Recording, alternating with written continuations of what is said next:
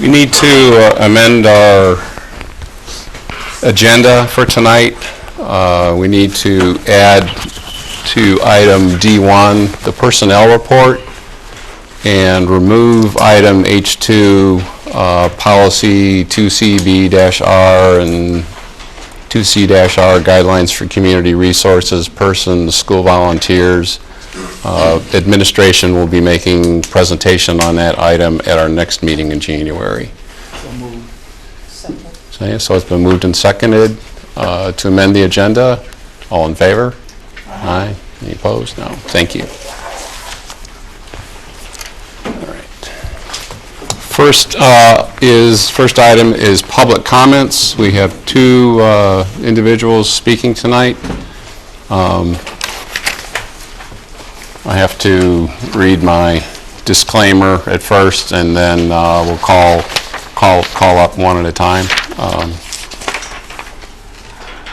Persons appearing before the school board will not be allowed to campaign for public office or promote private business ventures, and should not use profanity or vulgar languages or gestures, make comments about a public official or an employee that are not related to his or her official duties, engage in behavior that disrupts the meeting or intimidates others, or address the school board on issues that do not concern the services, policies, role, and/or responsibilities of the school board. Individual speakers shall limit their comments to 3 minutes. A speaker representing a group shall limit his comments to 5 minutes. That representative shall identify the group at the beginning of his or her presentation. A group may have no more than one spokesperson. The total allotted time for public comments at school board meetings is 30 minutes. Public comments are reserved for the public to provide input. The board does not respond to comments, answer questions, or otherwise engage in discussion at this time. Now, if I can invite Mr. Colin Byrne to the podium, please.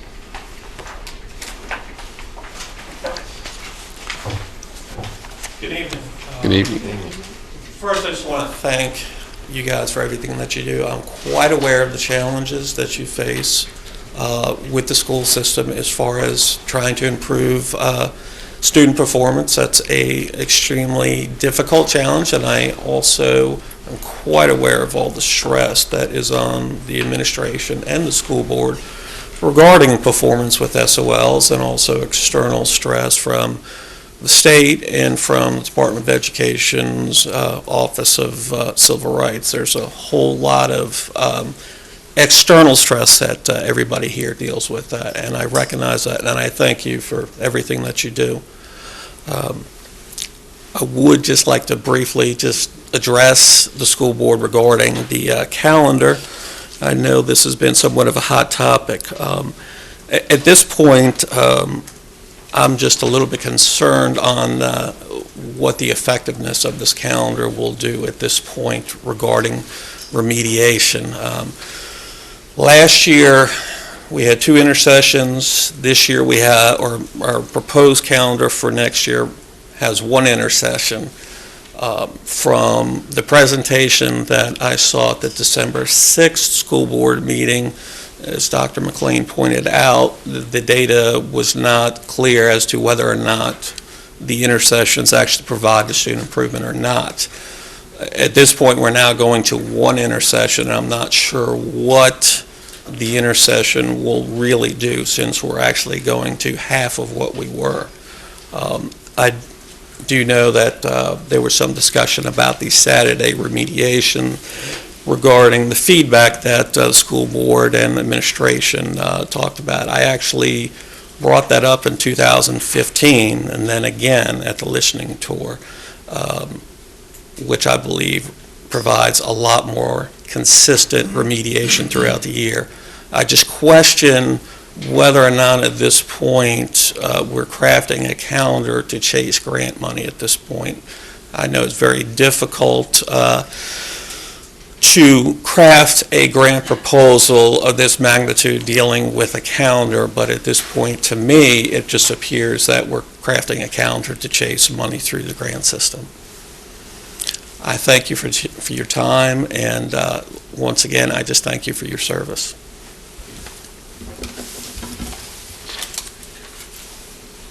Next is Mr. Reginald Robinson. Good evening. Evening. I want to thank you for your time.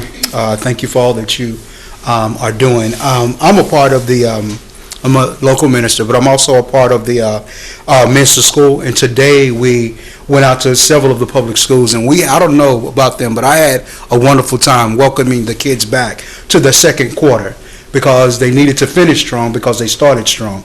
But as we went throughout that time there, and then we had a breakfast, we discovered that there is a breakdown in communication. And what we wanted to do is try to see how we as mentor school could be effective. Because to have a lasting impression, we have to have a certain amount of communication to be effective. So we wanted to see if the school board could consider helping with that a breakdown of communication by providing more assistance to the Department of Engagement, Equality, and Opportunity so that all can benefit from that department and what that department has to offer.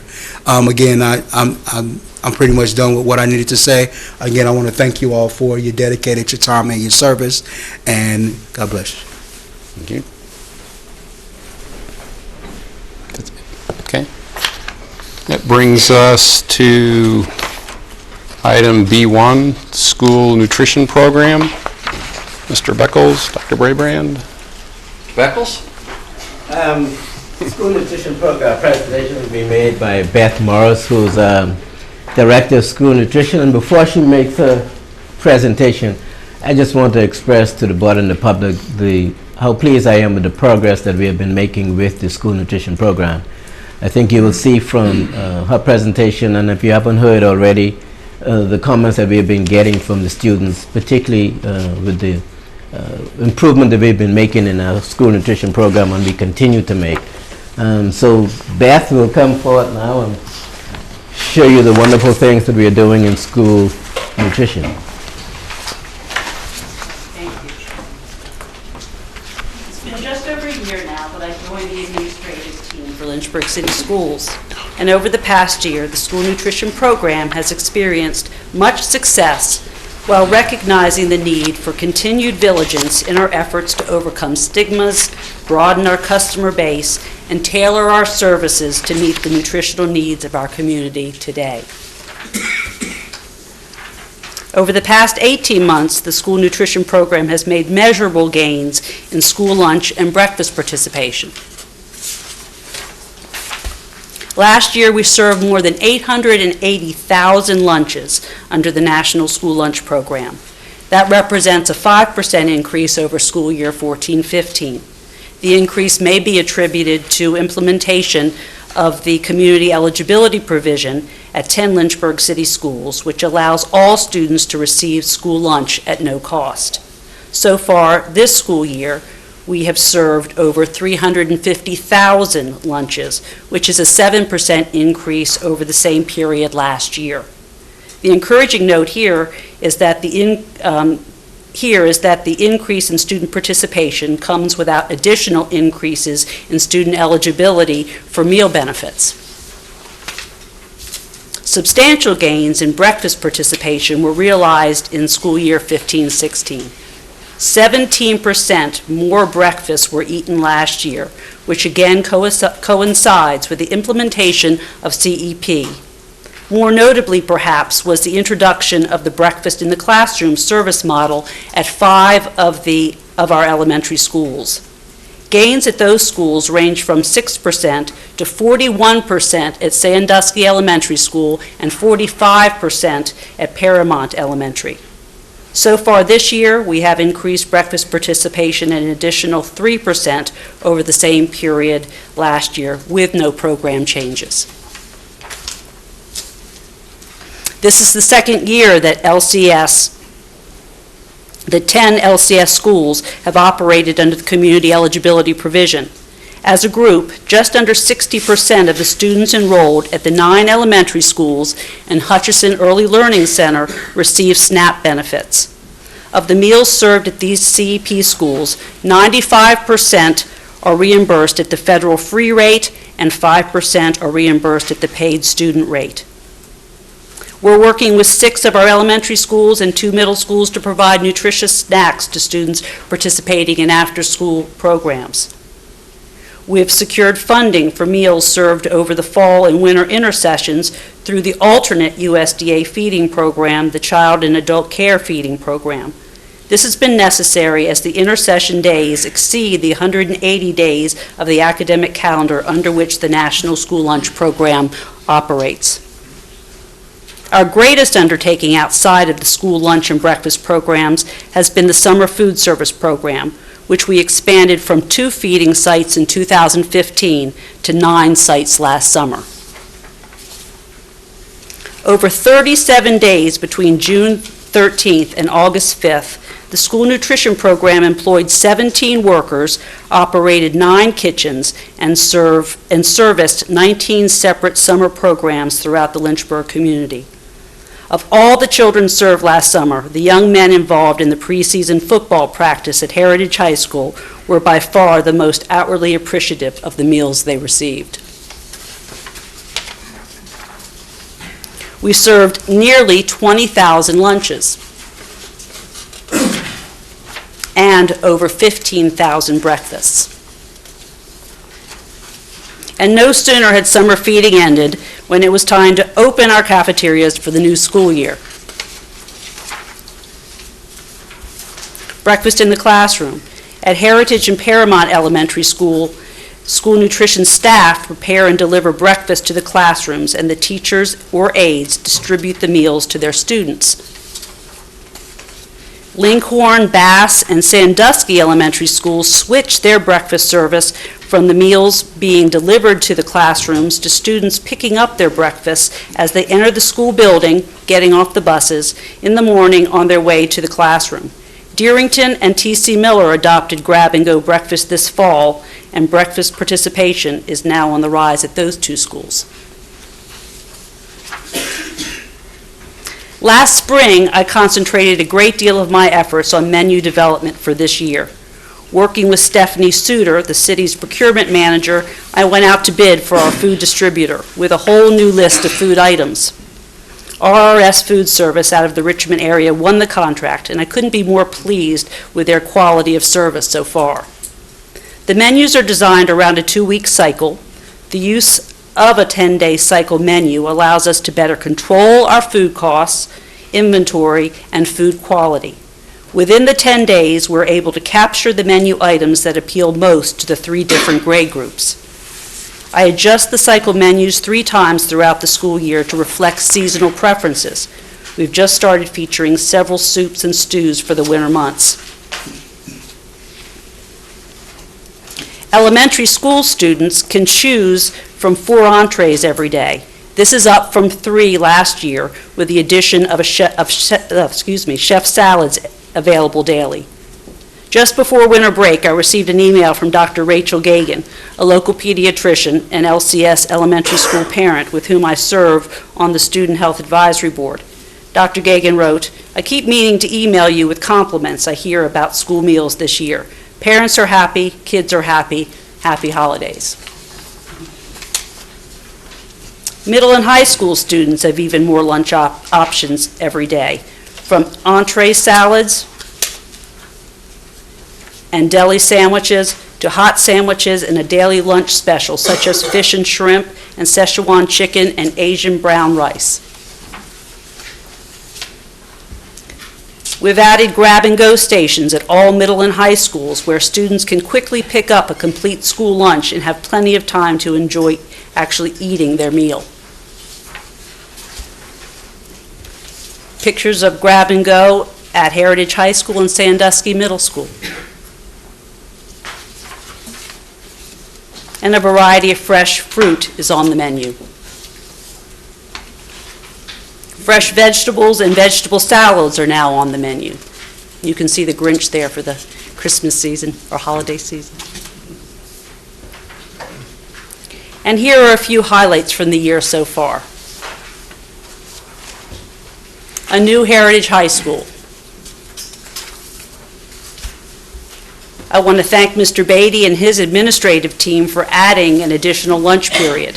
To date, Lunch participation is up 8% at Heritage.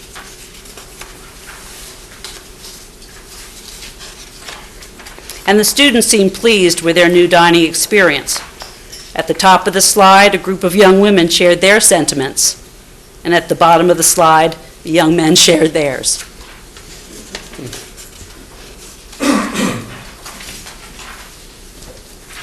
In August, Heritage Elementary School played host to the statewide kickoff of the Virginia Breakfast Challenge, sponsored by No Kid Hungry Virginia and promoted by First Lady of Virginia, Dorothy McAuliffe.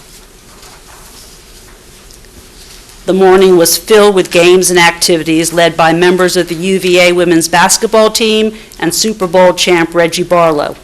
The event was complete with a dairy cow.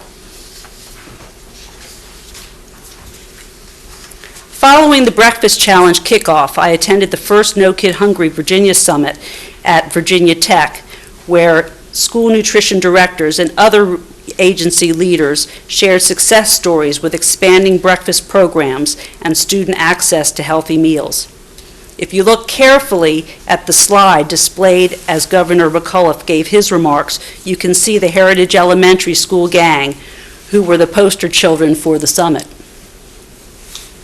Of all the strategies and information shared over the 2 days, the words of Bill Shore, founder and CEO of Share Our Strength, had the greatest impact on me. He said, "The obstacle to achieving real change is not opposition, but indifference." Those words resonate with me each day as I approach my leadership role. National School Lunch Week was celebrated in all the elementary schools in October. The school nutrition staff passed out activity books for students to color and small giveaways throughout the week. Students from Paramount sent thank you cards to the staff. One child writing, "Thank you, cafeteria ladies. I enjoy all the things you gave me. Thanks for the glow sticks and pencils. I appreciate and value your meals. By the way, may we have pizza and meatball subs forever." In November, I participated in the Mid-Atlantic Team Up for Success workshop sponsored by USDA. I enjoyed mentoring new leaders in school nutrition and presented best practices for financial management of our programs. And November wouldn't be complete without a Thanksgiving feast, enjoyed by students and parents alike.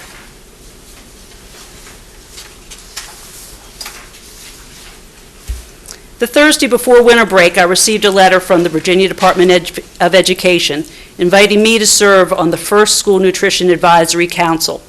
I'm both honored and excited to have been selected as one of 10 charter members across the Commonwealth, and I view this opportunity as a win-win for our school nutrition program.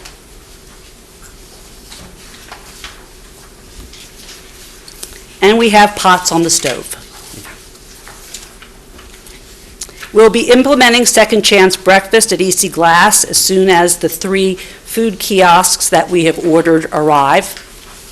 We applied for and received a partial grant from the No Kid Hungry for $3,300 to help offset the cost of those kiosks.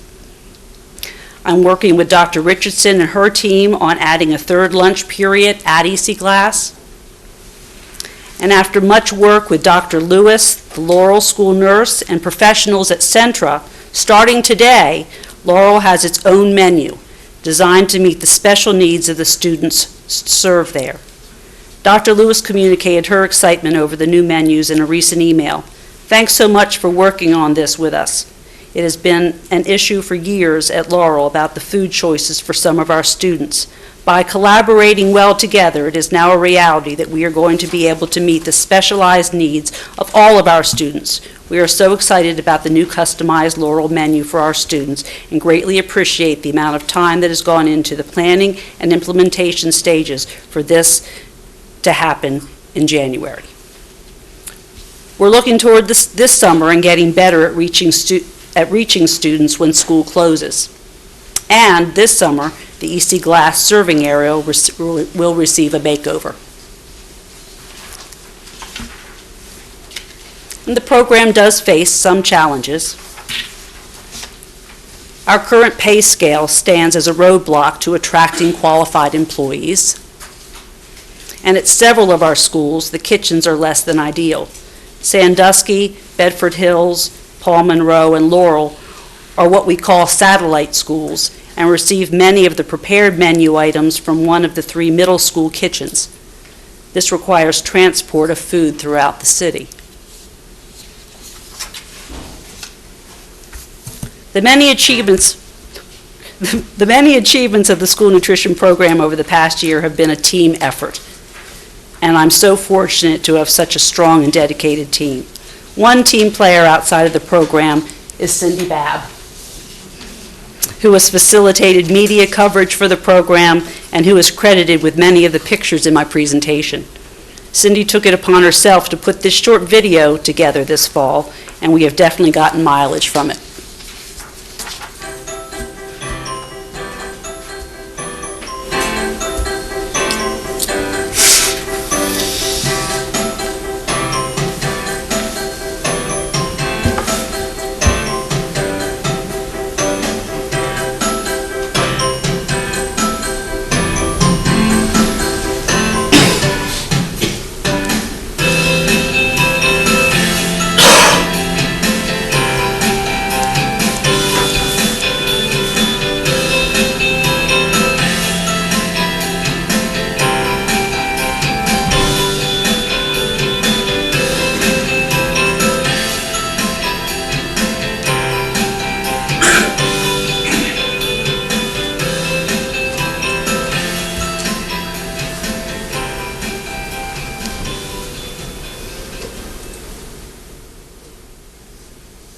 And it takes a village.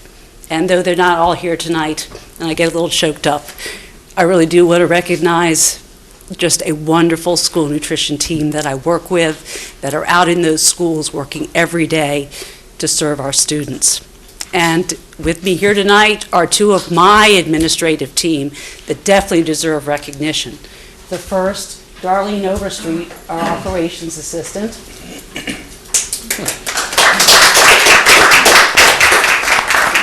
And Tony Hill, our field manager, who has been instrumental in many of the changes that have taken place over the last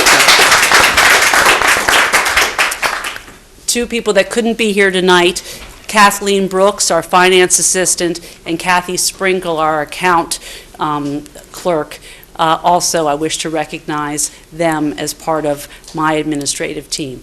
And last but not least, I want to recognize Mr. Beckles, who has been from the get-go, from the time that he interviewed me to the many initial meetings that we had, has been encouraging, supportive, provided counsel, direction, and it's just a pleasure to work with him, to work with Lynchburg City Schools, and I look forward to many good things in the future, getting better, getting better. Thank you.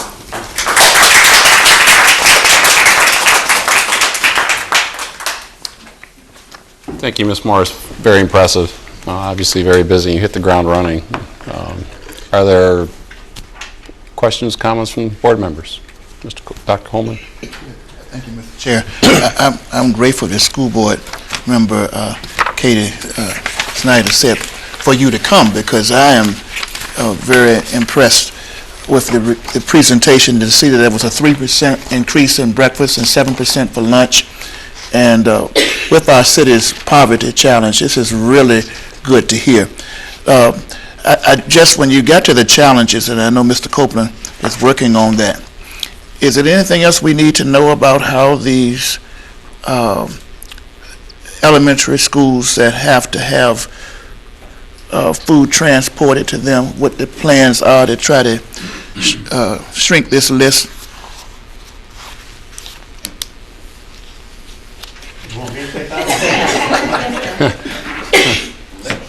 Well, there are some significant challenges there because of many of those schools, what was the traditional kitchen when the building was designed and built was given up for computer labs, art rooms, classrooms at some point in the past. I'll use Bedford Hills as an example. there's an area behind where they serve the food that is a computer lab and a music room. That's the traditional kitchen. Where the kitchen is set up now is what probably was a dry storage room back when the building was designed, and that has occurred across the whole city. So without significant renovation money, much of that, when we're looking at the school renovation, the large renovation projects for Sandusky Elementary, Perrymont Elementary, and Lincoln Elementary, we would try to recover that space and add additional instructional space so we could have the true kitchens. So it's a problem we inherited from the needs of the past, because remember that the majority of our schools were built when there were not computers. And when computers came into being, we needed space for computer labs. So the computer lab grew out of whatever space that could be found at that time. And in many locations, that was a reallocation of what space might have been for a traditional kitchen. So, Thank you. pull the thread, and there's a lot behind it. Ms. Carter? I just want to thank you for your work, and the presentation is visually appealing. It's like the way it just jumps out at you. So I'm just glad to see that we're making progress with the third lunch at EC Glass, because all of this, if you don't have time to eat it, it's a problem. So that's good, so everyone have time, because I believe you should relax while you're eating. And I was under the assumption that all of the elementary schools were eating in their classrooms. So the grab and go, they get their items and then take them to the classroom? Yes, ma'am. The grab-and-go carts are strategically placed where the students are coming in off the buses in the morning, and then our staff is distributing the breakfasts as the children pass through the hallways, and then take them to the classroom, and then still have the benefits of the eating breakfast in the classroom, but the work of distribution and accounting for those meals is on the school nutrition program staff. Other comments? Hi, would you mind just telling me a little bit about the Second Chance Breakfast at EC Glass? Yes, and that I'm very excited about, is that between first and second period, there's going to be that break with a few more minutes added to that break in between those periods, and we will have kiosks, food carts that are placed in that front main hallway, and the students will be able to access breakfast as they're going to second period, and then be able to eat that breakfast in second period. That's exciting. Thank you. Ms. Snyder? Thank you so much for coming. Seems like such a long time in the making before we got to see you, but the things you've done in the year that you've been here just seem so impressive and innovative. And I've seen the school lunch when I've been in there with the kids, how it's changed over the past couple of years and how much more appealing everything looks. And I think that in and of itself really helps kids want to participate in the, this is free for you, come eat it, and please eat it, and we want you to be healthy, and we want you to be happy, and just the array of food you've been able to offer, and kind of taking care of the whole child, keeping them healthy and nourished. And I appreciate everything you've done, and this has been a great presentation, and I look forward to seeing some of the other things you'll be doing in the future. Thank you so much. Thank you. Ms. Carter? I just wanted to say thank you again for just being open to the Laurel School, because I know the students there really appreciate a breakfast they're more able to appreciate. Well, I think it was one of those things that Yeah. when you don't know, but it can be done. Yes. And when they said, can we have this done by next school year, I said, I think we can have it done by January. Awesome. Thank you. If I could Dr. just Ray. say, the comment that she shared that resonated with her about it's not opposition, it's indifference. Beth Morris has come in with passion and taken a good food and nutrition system and made it a great one. And she is driving toward continuous improvement in the school system for our food and nutrition operations. And we are very lucky to have her. And we're just very indebted. And I know we waited a little long to bring her for a presentation, but we wanted And I think she wanted to as well, to bring you some results, not just here I am and I'm a new face, but leadership matters. We've picked the right leader for Lynchburg City Schools for food and nutrition. She's doing a wonderful job. Thank you all very much. Congratulations.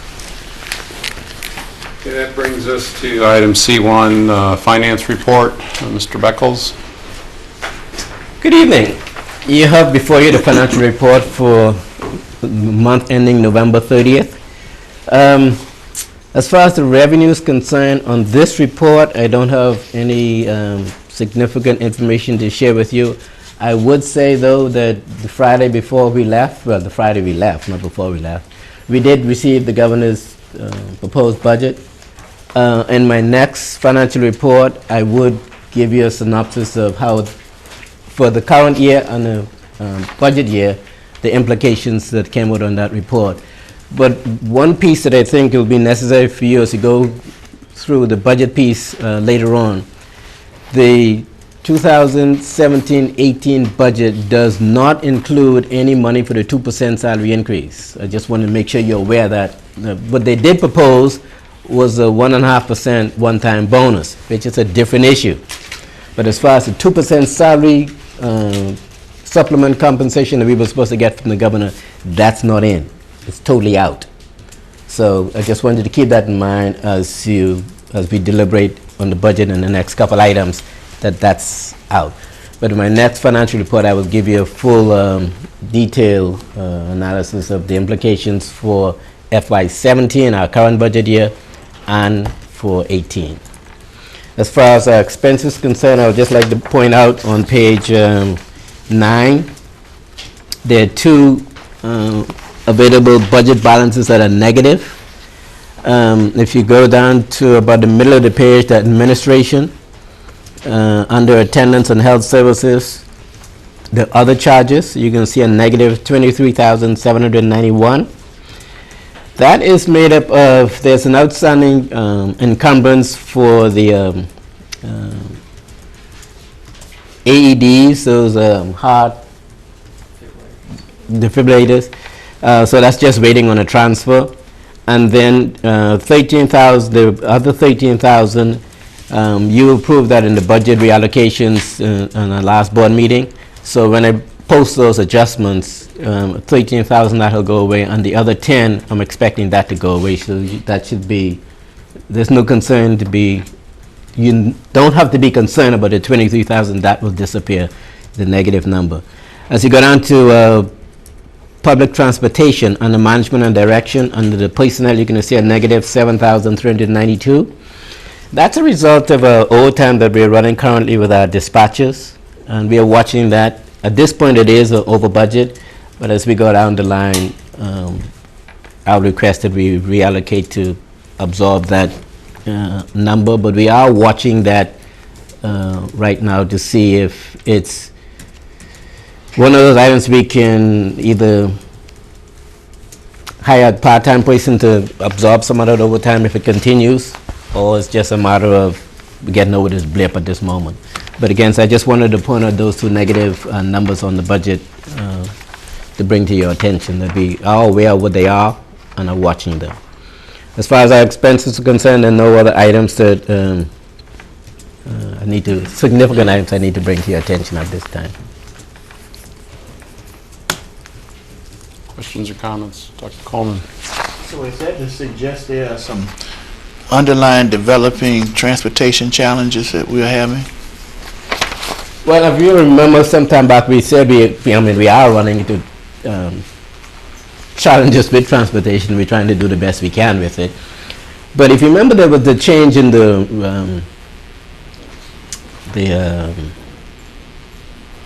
what do we call it? The overtime, when they move it from 26,000 to 47,000, that government regulation that was supposed to come in December 1st. Well, that affected some of these,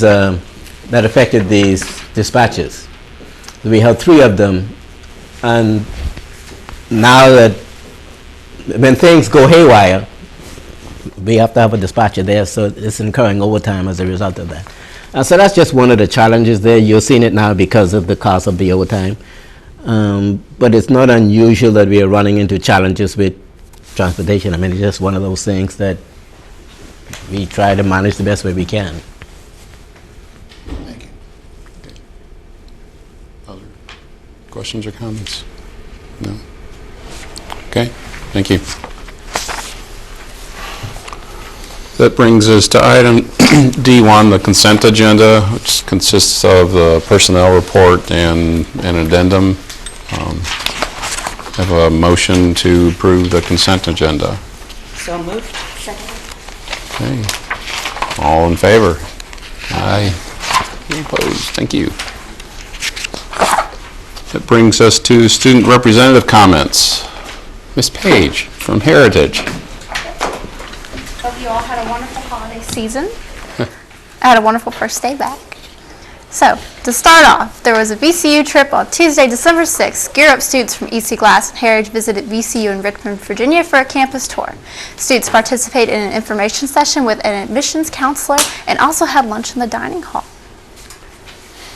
And these are pictures from the trip.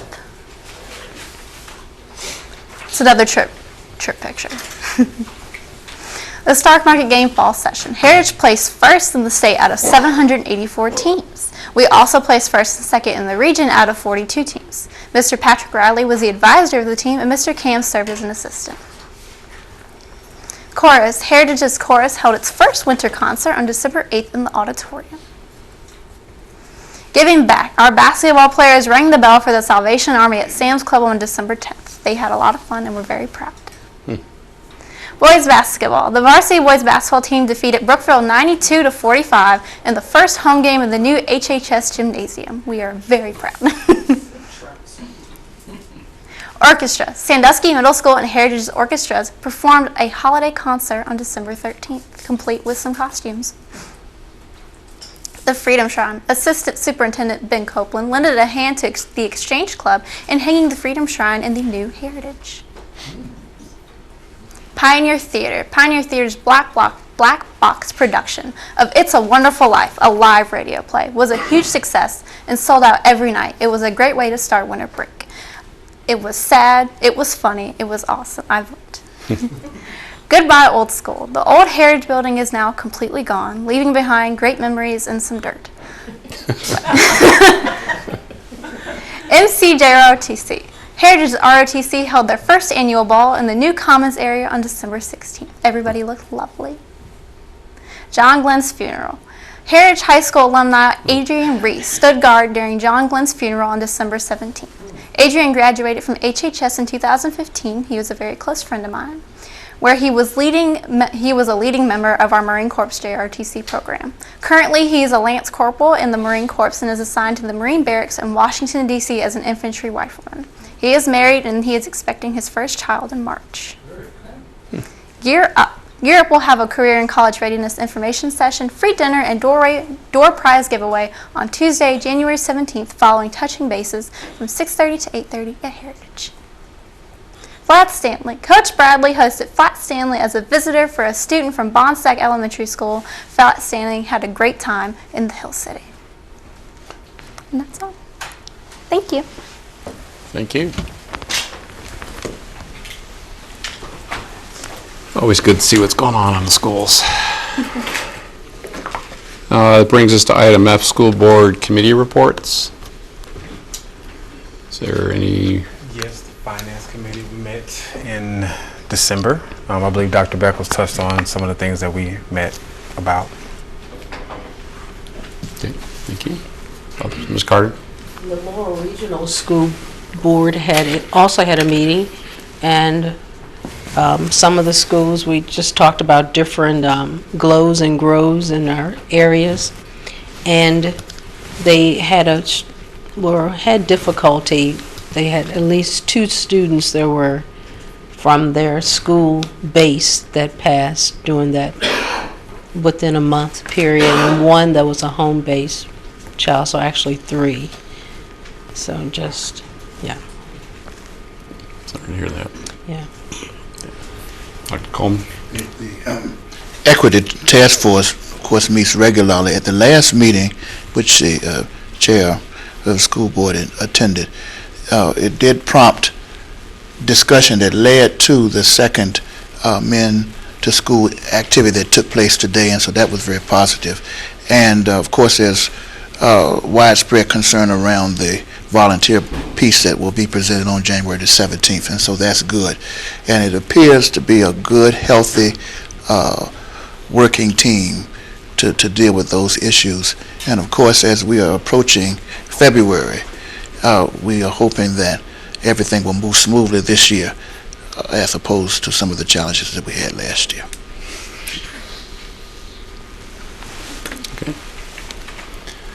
No other committee reports? We'll move to item G, unfinished business. G1 is the proposed school calendar for 2017-18. So, Dr. McLean. All right. Good evening and Happy New Year. Thank you. So we started our conversation around the calendar back in the previous year, a few weeks ago. And what I want to do this evening is just briefly go through some of the presentation before, but also highlight some pieces, and also there's a few pieces of information that we've added in, prompted from some of the different questions that we've received. So as I shared last time, we went through a process over the fall, listening tours and surveys to gather feedback. The calendar we have that's in place now was approved 2 years ago after we had a study that made a move, prompted a move from what had been a calendar that had been fairly similar for several years prior. I want to also just reiterate that when we put the calendar into place of these last 2 years, there were 4 goals there. One was breaks for students and for staff, and the reason that that was a goal was from the information we gleaned during the study that was done and visits to other school districts, that the breaks in and of themselves had a value. There's the extra learning time, the decreasing summer learning loss if you shorten the summer, and the expand professional development. I also just want to hit on the expand professional development. If we're a school system that needs to continue to get better and get better at getting better, and that doesn't happen by magic, that happens by hard work and training. Finding time to help people get better means we need to either create it in the calendar, or you pull teachers and folks out of the classrooms away from instruction and at a higher cost. So that's one of the tricky pieces. And so one of the things we were trying to do a couple years ago was find ways to expand that professional development. From an earlier comment too, just about if there's a concern of a calendar that's meant to be tied to grant funds that come up, goals 1, 3, and 4 really have nothing to do with grant funds. They are in many ways budget neutral. It is really just the piece of trying to provide extra learning time that creates that additional cost, which is where the grant has tied in over time. We shared the survey data. This is a huge response, over 1,000, over nearly 1,300 responses that we had. And just to highlight what the survey said, so what those who are in our constituents, those who respond to the survey, stated fairly decisively of favor of the breaks that were in place, that we've had in place, more so for October than was the case for February. More folks said than to not to actually keep the calendar design as it is. We did the breakdown by different stakeholder groups. I'm just going to kind of flip through these, but the summary, a slight edge overall, keeping the calendar it is. Stakeholder group, every stakeholder group had a greater percentage in favor of the October break intercession than not. And the students and employees were the ones that seemed most in favor of the calendar and the breaks, as they were more than 20 points higher than the parents, just some of those pieces. The listening tours did give us that different information really than the roughly 100 to 125 people had different sentiments as a whole or on average than did the survey respondents. And just to some of those points that were made about breaks being too choppy, some of the recommended or proposed calendar does address the choppiness in removing a November Monday, removing the February break, and shortening the number or lessening the number of half days. It also addresses the summer being too short by lengthening summer back 1 week. We are in that conundrum that I just want to name, that we have A lot of folks saying they want things more this one direction, and other folks saying they want it this direction, and we provided a calendar that is a little bit more in the middle. And that is just the nature of what's going on. The data, we did share data on intercessions, and to the point of what this data says or doesn't say, I think that almost any time you do research or you collect data, there are limitations to your data. I wouldn't want folks to take away impressions from data that say more than it says, but at the same time, I wouldn't want people to undervalue data in what it also suggests. So while we didn't have all the different specifications you would have for a control group, and half of our students had one calendar and half had another or anything like that, the data did show that it was one part of the ultimate combination of different things we put into place during a period of time when achievement went up in all subgroups in both of our core subjects, that more students participated as time went on, and of the students who participated, when we pulled 3 different schools, it was the general trend in most of these that students who were in intercession did better than similar students who did not attend intercession. So while the data may not say that that's definitively supportive of having intercession, it also suggests that it was part of a combination of things that ultimately had an impact. So the calendar that was proposed to you last time, it's probably, rather than me going over these specifics, you have the calendar in front of you in your materials again. But I did want to just show 2 different charts, and I apologize that it's a little busy with data, but we're trying to give some more information that might be helpful.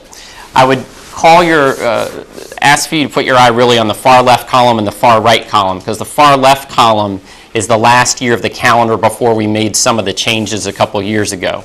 If you look at that column compared to the proposed one, you have the same number of days that students are instructed. You have the same number of days that there were work dates for teachers during the year. When you go to the next 3 rows, early dismissal days for all, high school early dismissal days for exams, and 3-hour delays for touching bases at high schools.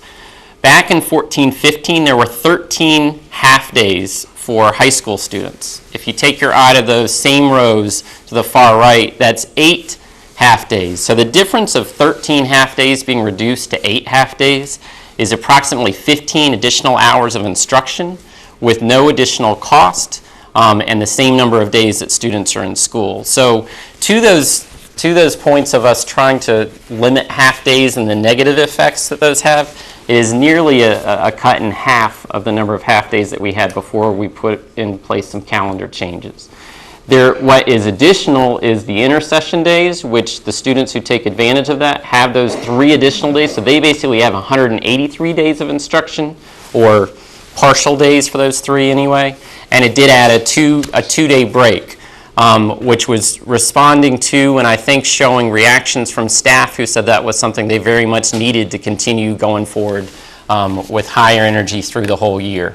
If you look at the start date several years ago compared to now, or the proposed, and the end date several years compared to now, you'll notice that basically we're starting, about a week and a half earlier, and we're ending a half week earlier. That 1 week difference is basically the intercession time. So we want to provide this as data points. And the one other one, this is we wanted to say, hey, are we being more choppy than things were before? All else being equal with snow days, flood days, earthquake days, whatever they may be that you can't predict. The far left column, the first number in those slashes, we were in school 5 days, and then 1 day off for Labor Day. Then in school 39 days, then 1 day off for a professional development day. If you compare the column on the far left and the column on the far right, there's the same number of increments of time kids are in school before they have a break, time kids are in school before they have a break. The way they're packaged is a little differently, but we also just wanted to provide this as an informational base in comparison for sort of the before the current version of calendar to the way it was previous. So there wasn't really all that other than this, not anything that is really new information to share with you all tonight. But we appreciate any questions and comments that would be helpful for us to address as you consider the calendar before you. This is very Jumped right in. Dr. Dawn Sewell, would you like to make a comment? Thank you. My question is this: can you remind us why we selected to end a week earlier in June versus starting a week later in August? Right. We've heard sort of both sides of this, the sort of pro-con pieces. The reason folks want to typically start later in August has to do, what we've heard most frequently is kids going back to college and the need to try to align things there. There's been some of that. On the same side, actually going the week earlier as we have aligns with more neighboring school divisions than where we were previously. We've also heard parents say we prefer school to end earlier rather than later because of opportunities for summer jobs, internships, and so forth. There is a competitive marketplace out there. The later you end in June, relative to your neighbors, the less opportunity you have to take advantage of those different job market internship opportunities. So we've heard both of those. We ultimately decided to stick with the start date and just modify the end date as we wait. How about as related to SOL timing? Because that's one of the questions that has come up, that once SOLs are over, what's happening in the classrooms? And we've talked before about aligning the calendar with the SOL windows that we have access to. Yep. So can you talk a little bit about that? Sure. The windows give us a little bit of flexibility, and actually within that window, we can pretty much set to sort of backwards map, if you will, how much time do we need for the retakes for it to work. And we are at a place where the SOL tests are administered about as late as you can get and still have time for those retakes to occur. Okay. So there isn't really a whole lot more push, as there's also been more of the time as the state made some of those changes to allow retakes for more and more grade levels. That also has increased a little bit the need to build in some of that time for that at the end. So it sounds like, though, then we're taking good advantage of our end time as it relates to ending SOLs, Yes. wrapping up SOLs. We have targeted those to end at about the latest they can be and still get the retakes done, yes. Okay. It's the number of tests just elongates what that period is. Okay, thank you. Dr. McLean, correct me if I'm wrong, the AP test, those are national dates, right? And so one other piece, by taking the week earlier, starting earlier, we Thank capture more instructional days before those AP tests than if you take the week into June, when it's one more week those kids can't get instruction. Yes, thank you for remembering. And those dates aren't set by us. Right. So we really like it. In fact, with that and the fact that we moved away from the half-day exams, we've captured back that week by starting earlier for AP kids. We've also captured back those half-days in December where they were out for a half a day. They can have, depending on what their teacher chooses to do, to have full days of instruction continuing on covering the AP content prior to those AP exams. Okay. Yes, and if I could also, for recalling when the board discussed this last time a year ago, it was also the case of ending the semester at the end of December rather than having that go 2 weeks into January. Also makes better use of those first couple weeks of January for getting things geared up. Ms. Morrison? Well, thank you for the additional information, and I appreciate it. As I've stated, I still think we're losing a lot of instructional time. When I went through the calendar, I counted the number of days per month that students actually attended. I also went online to look at the half-day schedules, and I may be wrong, but I saw 18 to 22 minutes maximum in a schedule for an early dismissal day. In my professional opinion, as an educator, that is not adequate time. That's lost time. It's not a reflection on the teachers, but it's more a reflection on the amount of time we have to give instruction. I also have a concern that in December, we actually attend school 10 and a half days, and then we're off for 11 because of the time that we're doing Christmas break. I looked at other surrounding counties. They're going until the 20th. We're getting out, I think it was the 16th. I think we have a very choppy first semester, and a lot of our instruction leading up to, and I'm appreciative that you took the second, that we looked at the second intercession, and because we can't predict weather. We can't predict in January and February what's going to happen. But I still think when I look at the amount of time that we are out of school, that students are out of school first semester, providing routines for students who are just starting school, giving academic teachers time to set their standards and follow up, we're losing it. And I don't think that's helping us. That's my opinion. And although I think you've helped us make tremendous gains toward that calendar, I still think we're missing it. I really do. And I just think half days are not a good use of time. I think 11 days consecutively out of school for a holiday is not a good use of time. I know we have to have professional development. I hear that. That's important. Look at moving the intersession to that part of that Christmas break. Why not do things differently than we're already doing it? And I just feel very strongly about that. And although I understand that you've done things, I still can't support it. May I provide some background information related to one of the things, and it may be well known, but I thought it's just on the benefit of our teachers to share this piece.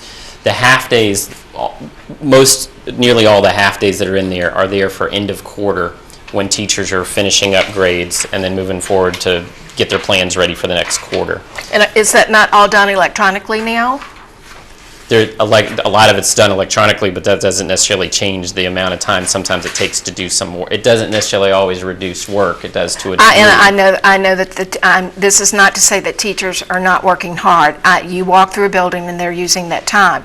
But many of us were in school and when the process was much more difficult. Teachers are doing a great job of entering grades now so that parents are aware that we get electronically pings when grades are entered, that we know what our students are doing. So they are doing a great job of doing this up to the end.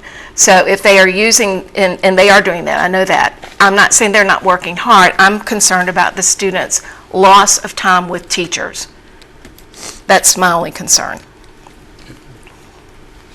Dr. Dolan. Ms. Morrison's point regarding the timing of the December break.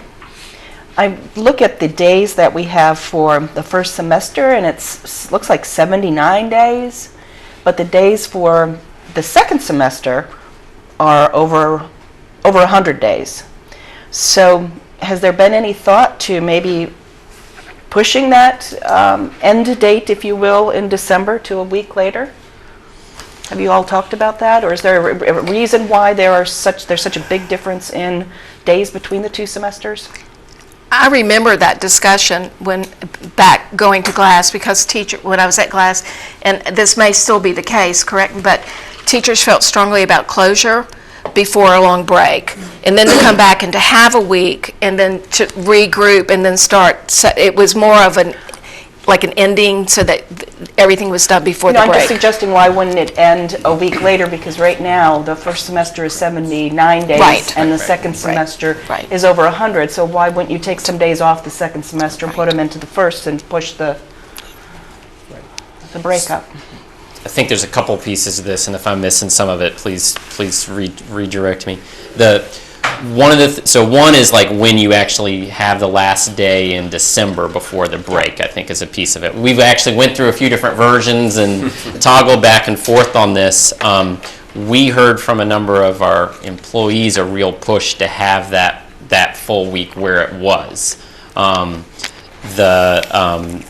probably a variety of factors. One of the things we struggle with and try to avoid to the choppiness piece is if you make that end on a Wednesday or a Tuesday, you sometimes then get the feeling that when you're only in school for 2 days or 3 days, you don't make as good a use. So we were looking the best we could at full weeks when you were doing that rather than partial weeks. To the point, so I mean, there's all sorts of opinions around there, but that's sort of the sort of background of that dialogue we had. The other part is the number of days in the semester being different for the first semester and second semester. So a couple pieces there. We've moved to year-long credits for courses. There's a very small number of some electives mostly that still have semester, but for the most part, it's a year-long basis. So there isn't necessarily anything that ties to those being all exactly equal. You want them roughly equal. I do think that there could be an argument, and I didn't do this data, but if you went back and looked and you pulled out days in May that kids are in testing, and you pulled out snow days, you ultimately end up getting pretty close to the same number of days in school. It's not as drastic of a difference as I think when you just count the days as they are. So that was some of the background. Instructional days. Of instructional days, yes. Dr. Coleman. All right. This is review for some, I guess, but just for the benefit of those who are watching. There is a science to doing a calendar, is that correct? A science? Yes. Art and a science, yes, I would say. Yeah. So you just didn't go somewhere and throw a piece of paper in the air and let it fall. Correct. There are day requirements of how many days we should be in school and how you work all that through. Right. Now, I don't know who helps you with all of this data, but this is tremendous analysis, very, very sharp. Now, professional development days, I see 11. Do we have any comparison data, or are there state regulations that determine how many professional development days you have? What I guess I'm asking is, do we know how many professional development days our neighboring divisions have? Is 11 enough? Because I am advocating, I'm going to let you all debate on when they come to school and when they don't come to school, because as long as our students are learning on the days that they are there, is what I'm concerned about. Do you have any data on that? No, I mean, certainly something we can look at this. We've done some quick glances, but I don't have the data. So is 11 enough? Because my argument is, if it's enough, it's enough. But this is excellent. And the things that you have brought to us since you've been with us, in my personal opinion, have been extraordinary. My concern is, are these 11 days enough? Or do we need more professional development days? Because that is something that is important in terms of A papers for people to learn who are teaching our kids. And I think that is important. If I may, first of all, and Mike Rudder provides a lot of the help and support with the calendar, so give him his thanks for a lot of this. Thank you, Mr. Rudder. I guess the things just to throw out there for consideration of, is it enough? When you look at sort of general organizational development, at least 10 to 15% of your time and resources into professional development as a general rule of thumb. We're below that. If you look at most of the Asian countries and their focus, and some of the European countries and their focus on education, we're nowhere close to what is often offered in that. I mean, in a lot of those cases, a teacher teaches half of the day and is in learning and development in the other half of the day. As a nation and as a society, we don't value professional development and education close to where it exists in other nations or in other industries or organizations, and that's just a reality. We can get more data on how we compare to our neighbors, if that would be helpful. And I want to give way to the Vice Chair, but I want to underscore that one of the keys to all of this, with various thoughts around all of the other stuff, is making sure that the teachers that are teaching on the days that they teach are able to deal with those kids so that they can learn. And if there's not enough time for that, that is something I want to throw in for consideration. And if all we're going to have is 11, to make sure that they're as top-notch as possible. Dr. Dolan-Sewell. Yes, I appreciate your attention to professional development, and that's something that we hear about when the surveys, each year about, we hear from our teachers that they're interested in professional development. And then going to Ms. Morrison's point, these half days, speaking as a parent of 10th grade twins, so I've been in this game for a while and it's still current. There's not a lot that gets done on those days. If I don't want to name a current example because everybody's doing the best that they can. My question is, could we do a little bit better with those half-days and maybe do half a day of professional development and half a day for grading and not have the kids come in. Parents, also have talked about concerns about half-days, that they have to take off a full day of work. If I make some of our background discussion to kind of to lead into that, we did work to try to reduce some of the half-days. The challenge that we face is the 180-day attendant instructional day piece from the state. So if you start changing, let's say 2 of these half-days you change into full days, now our last day of school is a June 5th and it's a Tuesday. So we're also balancing that when you end school on a Monday, a Tuesday, back to that lost time piece that gets tricky. That's one of the things we're balancing. Doesn't mean we can't do that. That's just the other, squeeze one end, it comes out. That's where it comes out. Ms. Page. I do like this calendar. I think it is much smoother than it was before, especially with the conversation on half days, because they were a little bit strange to me.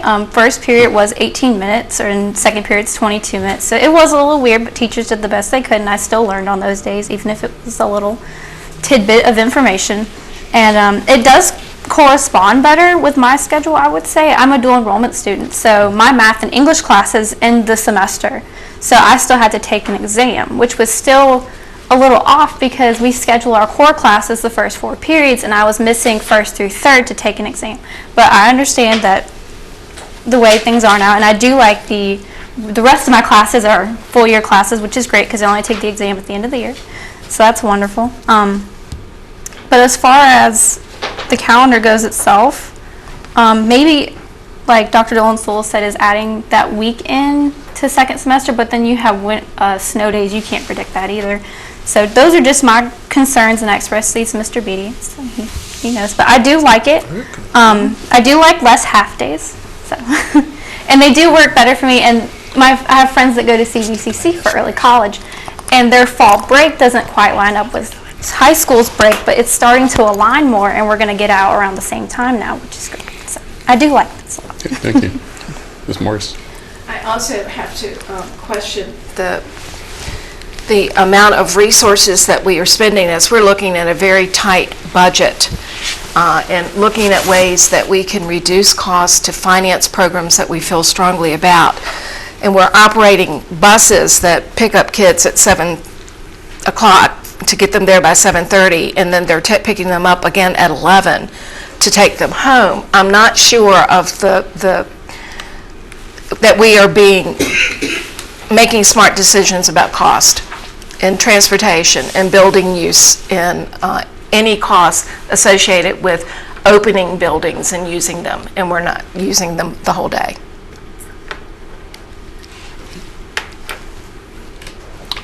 Okay.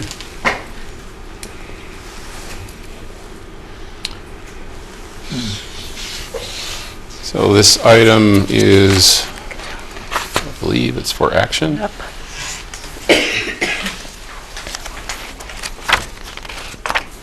So what is the board's pleasure?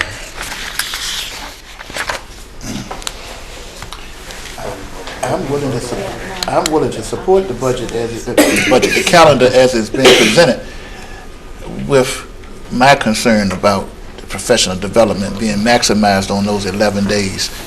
So I don't know when the motion is in order, but I would. Ms. Morrison. I have requested that we postpone this vote until the end of January. I think we've been giving you information. I think we've asked additional questions. We've asked questions about calendars for school systems.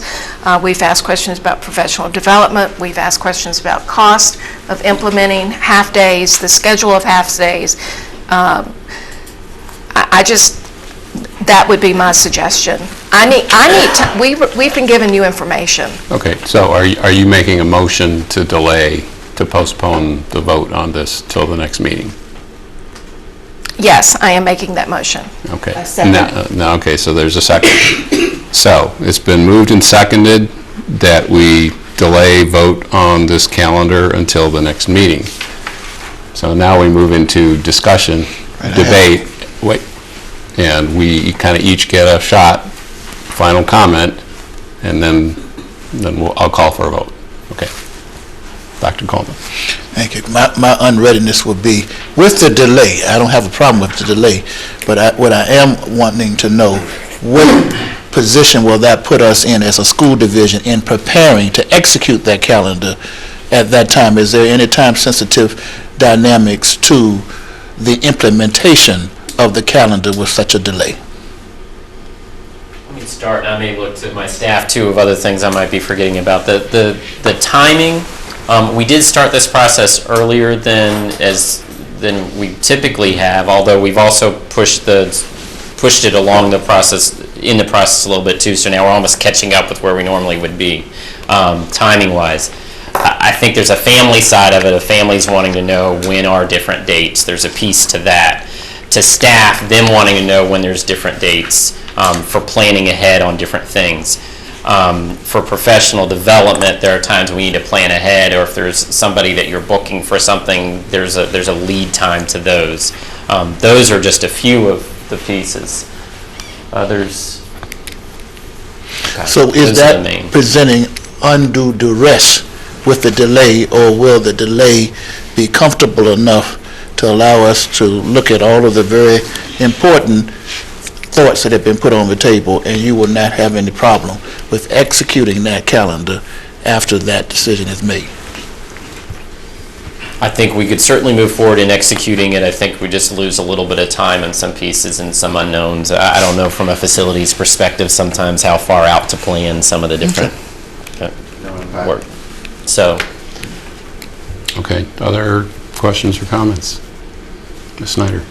When we looked at changing the calendar a couple years ago, and correct me if I'm wrong, did we have several calendars to choose from, and then we took best practice of all of those and narrowed it down and moved things around? I do remember doing that. I remember seeing version 1, version 2. Given everything that has been talked about tonight, the half-days have always been very foreign to me. I don't remember doing that a lot growing up, albeit not here, but elsewhere. It's a big disruption with my children as well. They don't want to go on half-days because they don't do a lot, or so they say. I would like to see another version. This one obviously has some merit to administration, so they have their reasons for wanting this. I'd like to see one put together possibly that looks a little different with suggestions that have been made tonight. So any other input? So the discussion is on, or the motion is to delay the vote, so. So could Is we there- talk, I know the motion is to delay the vote, so when we're done with this motion, is there still an opportunity to talk about, some of the questions about the calendar, or maybe suggestions for an alternative calendar? Yes, I'm just Okay, saying, then I have no- right now, All right. what's before the board is, there's a motion to delay vote on this calendar. Okay. And if there's no further discussion on that particular motion, I'm not asking to delay it because I really think we have. you made a motion to delay it. I did. Okay. But I have significant concerns about this calendar that we presented. That's why I'm asking for the delay. Okay. Okay. So, all in favor of voting to delay the vote on the calendar, raise your, okay. Any opposed? Okay. So the motion to delay approval or vote, the final approval vote on the 2017-2018 calendar is approved, and we will retake this matter up at our next board meeting. Now. Okay, so I just want to follow up again on what Ms. Morrison states about the choppiness and about concerns that we've had about learning loss over long breaks, and I'm wondering if I'm the only one who would be, if there's anyone else interested in seeing a calendar where we only have 1 week for the December or January break. I know my kids probably shoot me for even suggesting that, but okay, so there's one other person. Is there a majority that would like to see a 1 week December break? I definitely think that could be something we could look at and seeing these things side by side. Trying to help you out, Scott. Yeah, I'm about to. I have an idea. From what I heard, I feel like staff could come back with this calendar, which you've already seen, I mean, just remains that it's done, a calendar that makes changes to the half-days, which is, the half-day piece has been in Lynchburg City Schools long before we adopted this two-year calendar experiment. It has been a part of the culture. It was the part of the culture in the school division I was in since I was but a child, to have a half-day. Things have changed, times have changed. Is there still importance to having teachers have a chance to wrap up and do grading at the end of the quarter? That's a debate for this school board to have around that calendar. We can bring a calendar that would have changes to those half-days. Really, when you go back and look at the half-days on the calendars, most of the half-days are that grading period, work time half-day. One is at the very last day of school. And then there's only one that's really not tied to the grading, and that's the one in September. So we can go back and look at one that reduces the number of half-days or eliminates them in some form or combination. We'd have to look. And then a third calendar that has that plus the a shorter December break. And then the board can come back and look at all three of those. The original you saw tonight, one with a reduction in the number of half-days, and one with a reduction in the number of half-days and a reduction in the winter December break, if that's something that the board would want to see. I'm going to make a comment first. I mean, I like that approach. Our kids have been out of school for, we had 4 kids that went through Lynchburg City Schools, and I have to say I found the half-day early releases kind of a little bewildering. I mean, it was well before your tenure. It was just reiterates that it's been a long-term custom in the school system, and I do like the earlier ending the year earlier, just because it does align with SOL tests as well as AP exams, and kids that are in the dual enrollment. It does affect more of the secondary education, but I do like that part. That makes a lot more sense to me.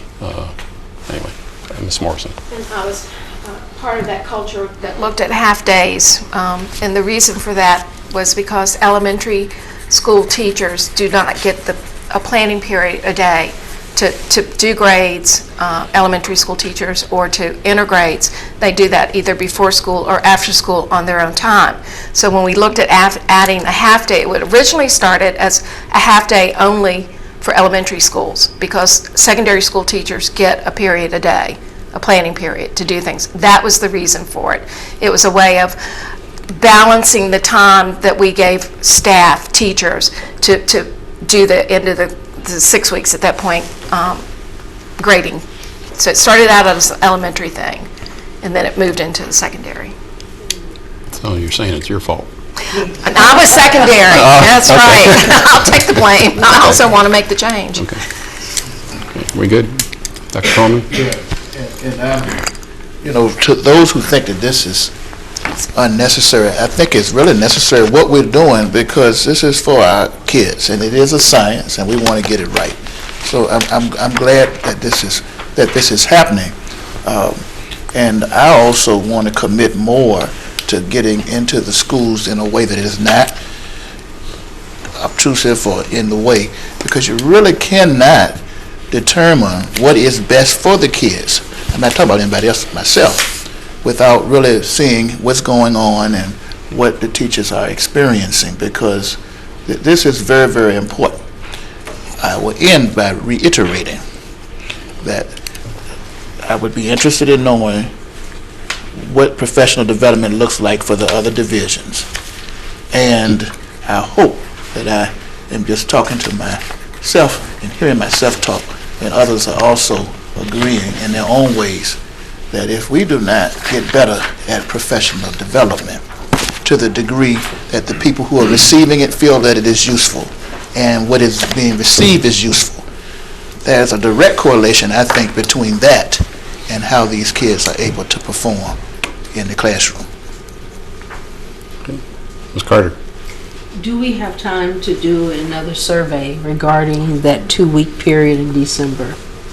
Whether parents, teachers, students want that?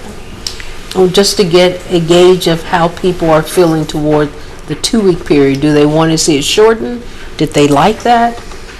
Do they feel that the students are having difficulty returning? And you're speaking to the length of time, not necessarily what day it starts on or Right, ends just the on. length. That'll be great to, is it possible in that I short mean, I'm period of never going time? to say anything. Nothing is impossible. I mean, we could look at trying to do a mini survey and try to gauge community. I think you'll have a different response from kids, a different response from teachers, and a different response from our parents and community. And honestly, there's some play. Again, I'm a brainstormer just listening. You may be able to do some PD days in December in lieu of the kids are out, but the teachers are in. So we could look at trying to do some, by the next meeting, what I've heard is this calendar would still be an option. We would bring you 2 other calendars, one that looks at half-day changes and one that looks at half-days with some change to the December break. Let you look at those, maybe try to get some additional survey data. Again, the best that we can do in a short time period, and then let you make a decision. I do think by the end of January, making a decision on the calendar, this calendar is a better calendar based on all of what our stakeholders have told us than the calendar we had the past year. So I think we got better at getting better on the calendar. It's whether we can make some additional tweaks that would find even more support from this board. Is there a way to get the information to us before the next meeting so we can get some of the preliminary questions and things? You know, so it won't be we're looking at it all at one time and then have to rush and make a decision. Give us time to really, you know, because Cindy, I'm just going to ask, and I know, do you think we could do a survey with? I wasn't talking about the survey. I was just talking about the calendar overall, whatever. Oh, can we make calendar options available by the next meeting and give it to you at our normal time of delivering the packet with whatever it is, 2-3 days notice on the packet? Thursday before? Yeah. That's what Yes, time yes. to review. We'll have those calendars for you in advance, just like we would at any meeting for the agenda. Okay, I just want to appreciate Katie bringing up the reminder that in the past, what we have done is we have seen multiple options that are, that are pretty distinct from one another. So this isn't out of the ordinary. And also in terms of timing, we did get started a lot earlier. You know, this is my 9th year of doing calendars. Well, I guess I didn't do it last year because we didn't do it last year, but you know, when I first started this, we were approving the calendars in February. Yeah. So it doesn't seem like we're way out of line to me. But, so thank you, staff and administration, for being willing to. Absolutely. Thank you. That brings us to item G2, school operating budget for 2017-18. This is this is up for discussion. Dr. Brabrand. Yes, thank you, Dr. Nillis. As far as the budget, as you know, we had our work session right before winter break. We did our best to answer questions around the budget. And I believe, my staff believed it was a very productive work session, and we did everything we could to get your questions addressed. We did not receive additional questions around the budget tiers that we presented since the work session. If there are some now, we still have, our deadline for the city is the end of this month. We still have another board meeting for which to gather information or bring new information to you to make final decisions on the Tier 1 recommendations. We know that this board may also want to make suggestions about things that are in Tier 1 that they think should be somewhere else, or things that are not in Tier 1 that should be in Tier 1.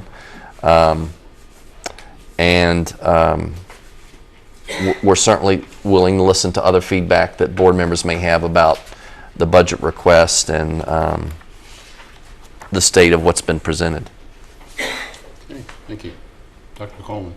Mr. Chair, advise me, and those of you who have more wisdom, if we needed to have another conversation about the budget, I'm not saying a work session, and I'm not saying that I don't want to make my comments in public, but is there another opportunity for us to discuss the budget that would allow us to do it privately?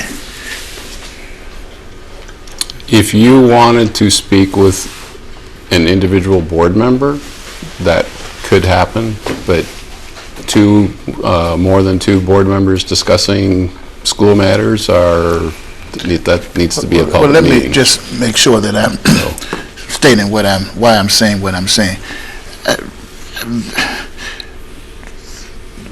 We've got a lot of talking that we need to do in order to really get what I think the superintendent is proposing.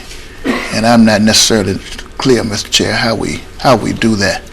I heard what you just said, but there's a lot that has to be done to get what we're trying to get done. And I just am going to let myself get a little bit more wisdom to know how to say what I'm trying to say in this setting. But that's all I want to say for right now. Ms. Carter. Well, I can echo you because I was going to say that I feel we need another budget workshop. Because I think there are a lot more questions that need to be answered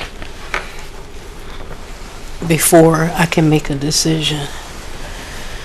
I have more questions. Okay. Okay. I would also Ms. Morrison? like that, to have another work session to address the budget with questions. I'm just reiterating, I didn't want to put more work on us, but I certainly am in favor of that. But from the depths of my heart, I think the superintendent, staff, admin brought us a needs-based budget. And so the needs are clear. My concern is how we're going to get that done. Particularly, I think I heard Mr. Beckles say that we won't be getting the 2%. So, and I don't like to lose. Yep. And who needs to win are the kids. Right. Let me say something about that. I too share your interest in having a winning budget from the school board to the city. For the last month, I've been working with our department heads and our principals to look for additional efficiencies in our school system. I don't have that list tonight, but I am working hard on a list of things that we could do more efficiently that would not negatively impact in a way that would stop us from making forward progress around achievement, behavior, and culture. That's a tall order, but I am doing it to see if there's things that we could do that would offset.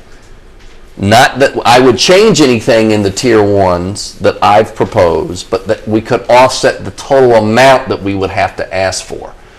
And if there's interest in the board to have a work session, if the date of that work session is right, I'm sure we could have some of what those potential offsets could be based on efficiencies that we would hope to find in the school system. We've been trying to find efficiencies every year. We've thought out of the box. I want this community to know we have had a very tight budget for a long time. But we need to keep pushing to make sure we're looking over every rock and every way that we do business so that we can direct it around what our key priorities are now. Much like the calendar, there's some things we've done for years and years, and it's been the way we've always done them. Are there things that we can do differently and find efficiency? So I'm prepared to have staff bring a list of that could be some potential offsets that might be able to lower the total amount that you would want to support bringing forward to the city as the tier 1 budget request. I don't have that tonight. I could have it at a later date this month. Dr. Dolensville? I support having an additional work session. I do, though, want to really encourage my board peers to get their questions as soon as possible.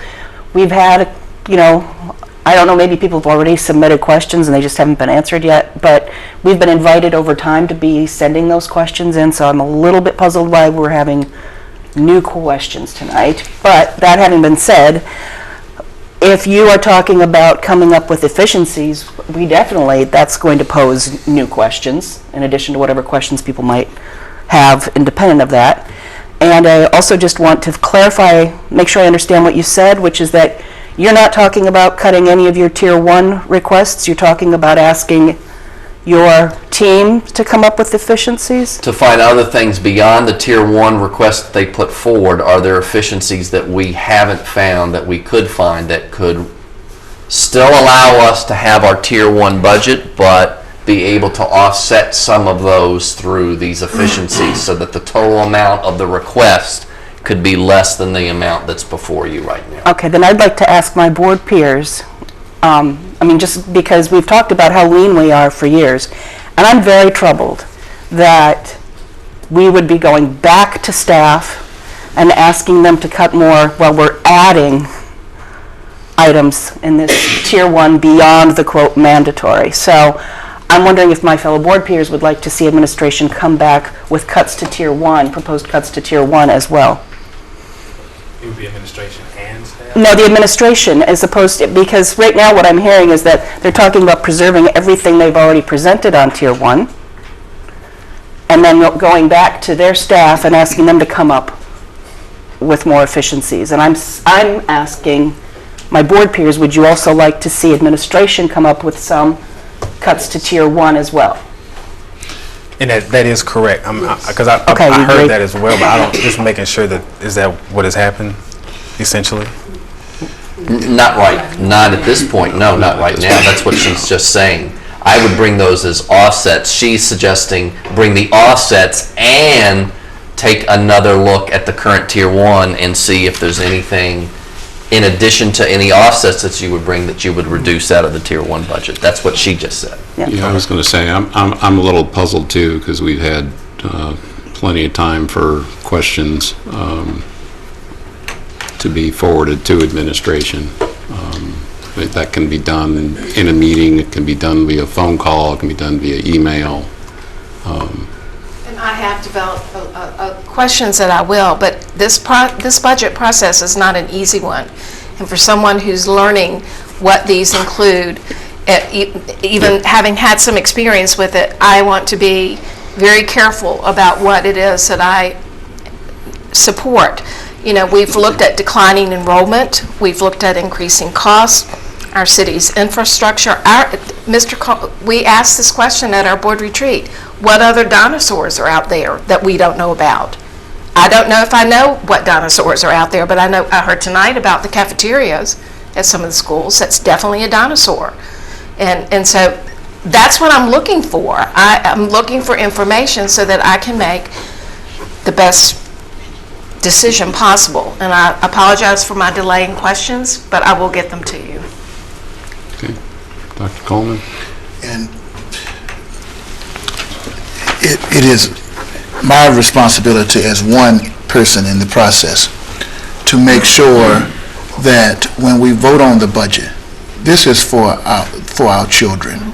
And so the monies that are needed in an environment with the levels of poverty that we have, 25%, it is critical. So I don't have any new questions, and the reason why I brought up what I did had nothing to do with new questions, even though when we talk about the Tier 1 pieces, and I'm not necessarily knowing if I'm thinking about cuts, as in some issues there need to be reallocations around helping us to get better, in my personal opinion.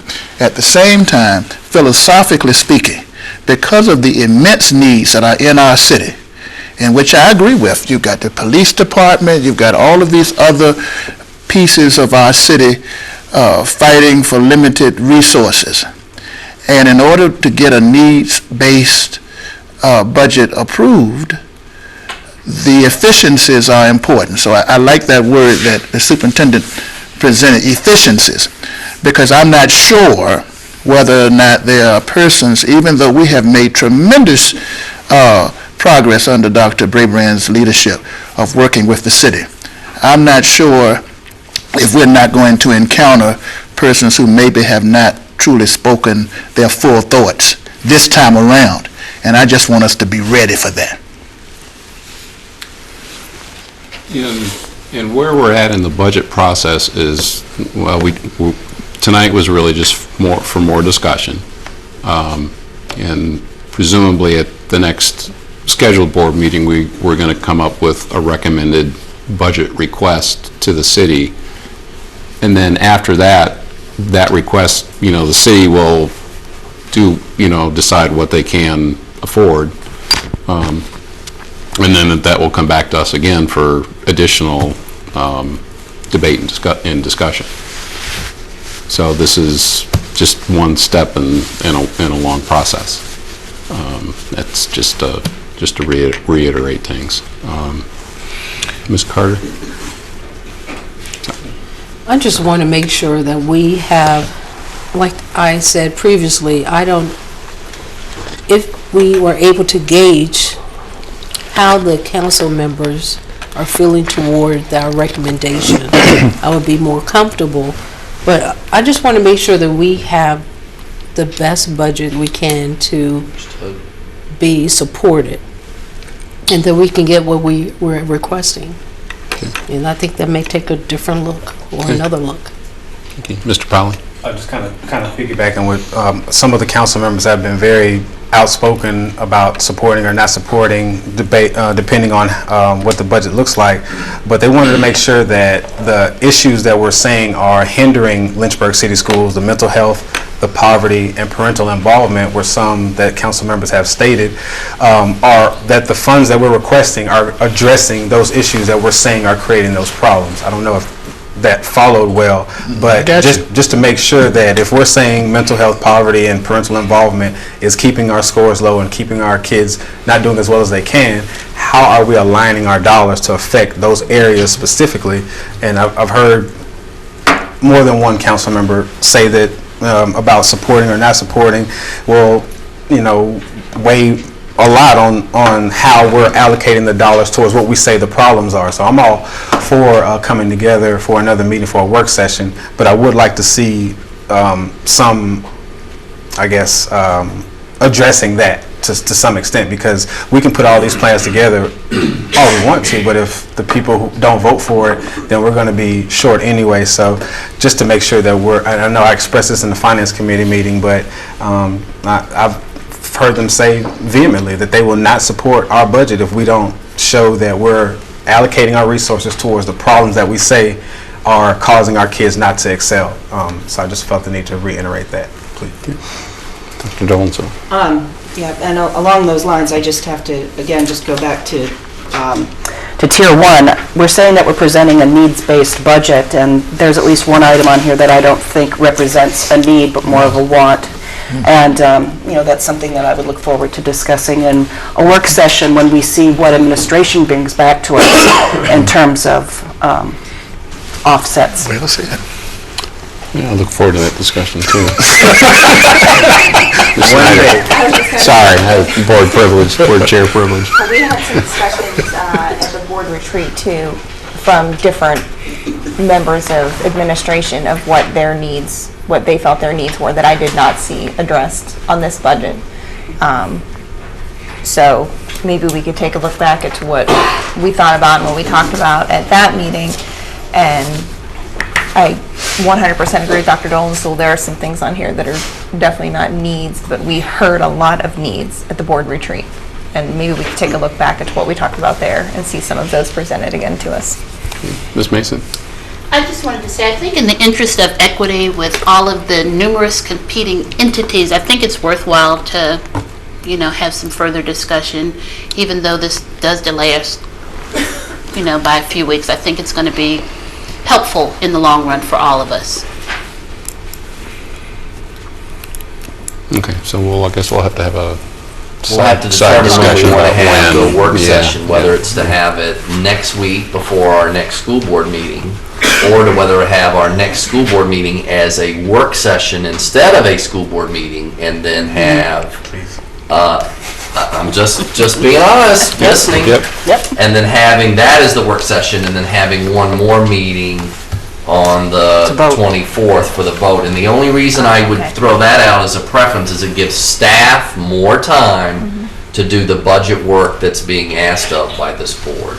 So I guess I'd be honest to say and maybe we don't have to decide tonight, but it's to the degree that we could get, if the next work session could actually be the 17th, and then we look at the 24th as a potential school board meeting to have the final vote. And I have talked to the city manager earlier, and ironically, she told me the date she needed it was January 25th, which is the day after. So we could go another week, have a board meeting on the 24th that would be our formal meeting, and still get the city its information by the deadline that they've required.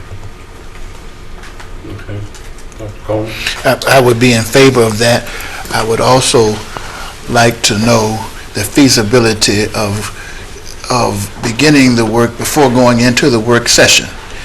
And my memory suggests that this may or may not have happened the last time, that we would still hear the report relative to the volunteer piece on January the 17th before we go into the work session. It would be for discussion. Yeah, you're saying you could have a school board meeting that's partially a school board meeting and then a work session? I mean, it can.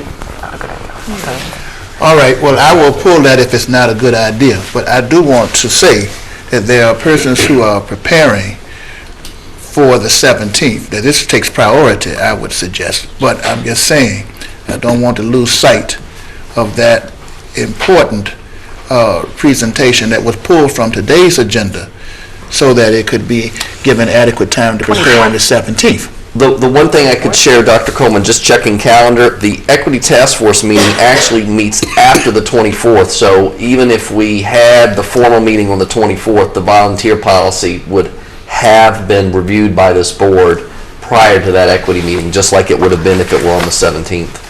And that would be presumably for information presentation and discussion at that point. Correct, that is correct. And then the vote would be... Not until February. Yes. So, excellent. What did you just... I just said that even if we delay the volunteer presentation until the 24th... That's fine. That's fine. That's just a discussion time, and then the vote would That would be occur at the following board meeting. So actually, and if it's possible to get this tonight, this is great just from a staff perspective, is the consensus of the board to have the next meeting, the 17th, when we would have our normal board meeting, to be a work session on the budget, and to go ahead and schedule a additional regular school board meeting on January 24th, a Tuesday. That makes sense. To have the final vote on the budget, the presentation on volunteer policy, and any other items that we would have scheduled already to bring to you. Okay, is there a discipline committee meeting scheduled for the 24th? It is, but I don't believe we've scheduled in anybody yet. Okay, I didn't know there might have to be some Don't put me in there. shifting around, so. All right. Mr. Copeland, had something? Just one thing that I have seen with other boards is that you can convene a work session, and then you can stop the work session, and then you can convene a board meeting for business. You just convene separate meetings. That's what I was So suggesting. there is a method We're to going to go do with the that. 24th. That's right. I like that. Okay, thanks. All right, so the consensus is the 17th will be a work session, budget work session, and then a meeting on the 24th. Yes. All right. 17 and the 24. Okay, so that brings us to new business. First is item H1, transportation challenges related to staffing to shifting start times. Mr. Copeland? Good evening, everyone. In the 4.5 years I've been with Lynchburg City Schools, this will be the first time that since I've been here that you've gotten an in-depth look at how complicated the transportation system is. During the board retreat, we talked about middle school and high school start times being later in the day and the research that was out there.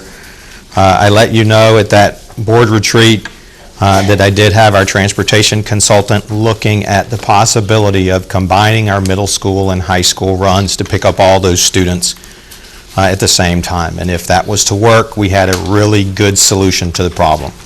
Well, the bad news is there's no way that's going to work.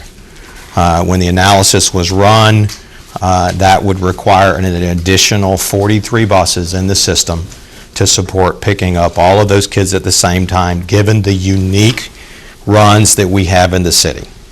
Believe you me, I pushed back on that and I asked for further information and follow-up, and it has a significant increase in resources to get there.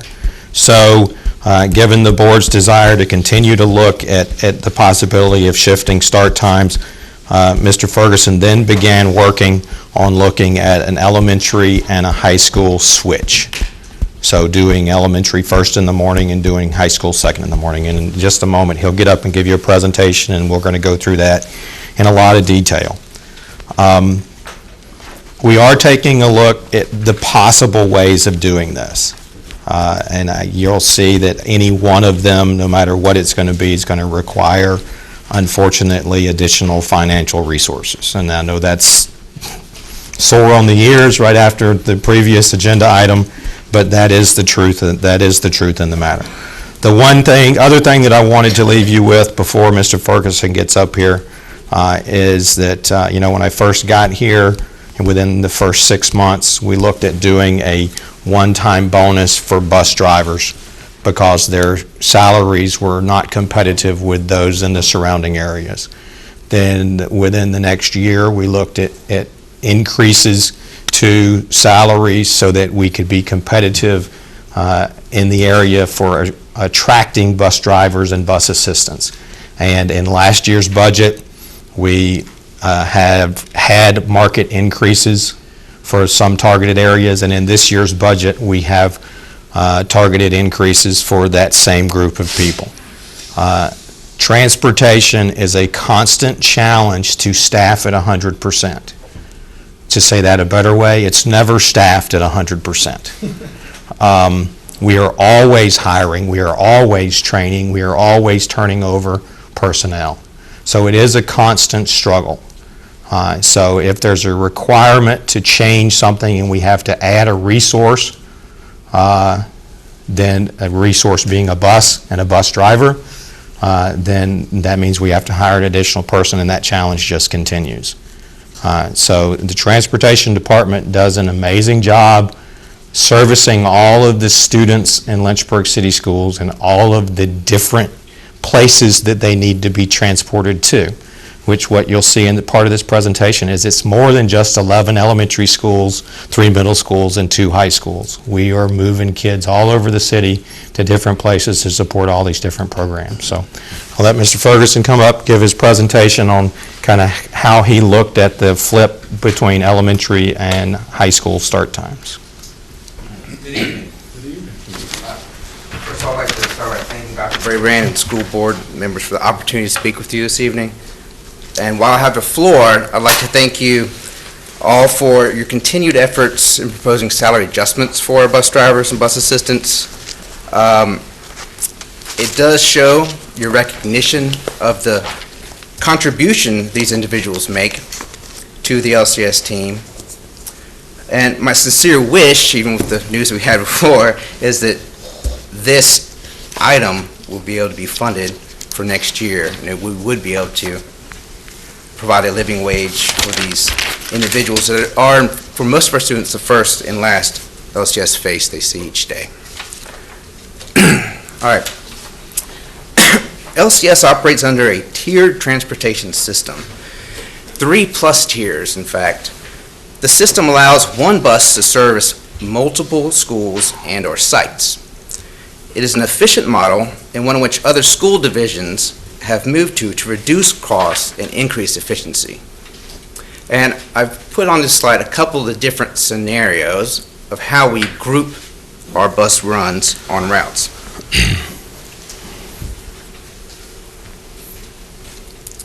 So under the system, the runs on routes are paired in different ways. You could have length of the run, you could have starting and end location of the runs, student load and bus capacity, special adaptations needed for the students being transported, such as wheelchair lifts or bus assistance. And the last bullet on this slide, I'll cover more in depth later in the presentation. Now there's a lot of information on this slide, but it does kind of start to show the complexity of our transportation network. As well, if we have about 26 of our bus routes that are doing midday runs and sometimes multiple runs. All right. In addition to the 11 elementary schools, 3 middle schools, and 2 high schools, the LCS Transportation Department also serves the Central Virginia Governor School, the STEM Academy, CVCC Early College Program, the Laurel Regional School, the Elementary Alt-Ed program located at Sheffield, Fort Hill, the Empowerment Academy, as well as alt education and special education sites such as Rivermont School, Central Virginia Autism School, Horizon, Phoenix, Anderson School, Randolph College Postgraduate Transition Program, and childhood development programs at several daycare and early learning centers across Lynchburg. Since we basically use 100% of our assets to do elementary school runs, we meet these alternative and special education runs requirements during the middle and high school run times. All right, so the question is, how would this flip affect our overall transportation system for Lynchburg City Schools? To answer that, we've performed our own internal analysis. In our EdgeLog routing software, we switched the high school and elementary school bell times while leaving the middle school bell time the same, as well as we kept the LCS and non-LCS off-site alternative ed, special ed, and regional program bell times unchanged. The number of buses on the road was also kept the same. We then looked at the data set that we came up with and examined it in order to see the effect on our current level of service and resources. First, to see what kind of time conflicts may arise between runs on bus routes, and also to evaluate the impact on the additional services that we provide other than the high school, middle school, elementary school. Next slide. In the next few slides, we will look at the impact on the schools we serve, including our internal and external customers. Several areas quickly drew our attention, which I will cover more in depth. A vital point in all this is there are areas in which LCS and First City Schools has control over and some that we do not.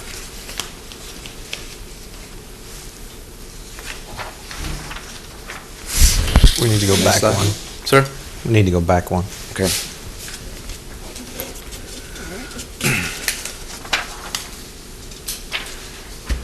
And this slide outlines some of the external players that we serve, as I mentioned before. And with these programs, they set their own bell times, they set their calendars, and we do our best to fit in with those. All right. Next. All right. As we saw earlier, our transportation system is a fleet of buses, drivers, and assistants organized into a tight network that serve Lynchburg City School students and their educational needs.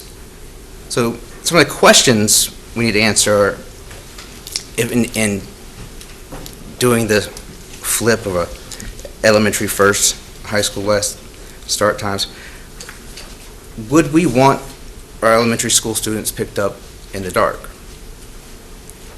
Would earlier pickup times for elementary school students increase the demand for additional bus stops? Could we still pick up from multiple schools with our specially adapted buses, such as wheelchair buses? Would we have the time for that? Would there be enough time in the afternoon for buses to serve multiple elementary runs, such as the combined R.S. Payne and G.C. Miller runs? What would be the impact of elementary school buses having to return students to the elementary school when no caregiver is there to receive a pre-K, kindergarten, or special needs student? Would there be an increase in returning these students if these elementary students were sent home earlier? Would parents still be at work or not have an older sibling at home to watch them until such time? Would this translate into an increase in late buses to both the middle school and high schools?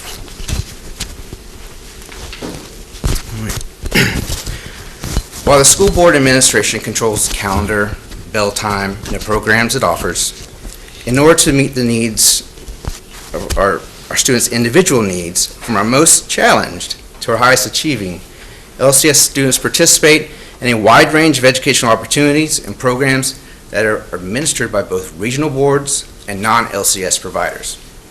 And as these entities serve not only Lynchburg City school students, but also those from surrounding county communities, they may not or could not be able to change their bell times to accommodate our best interest.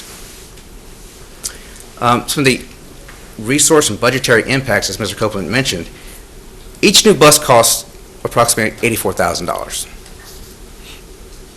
And we would need more if we implemented a change.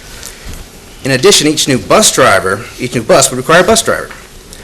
Driver and assistant compensation was mentioned previously, and hiring more would be a financial impact. Yet not as much of an impact as they, or I, would like to see.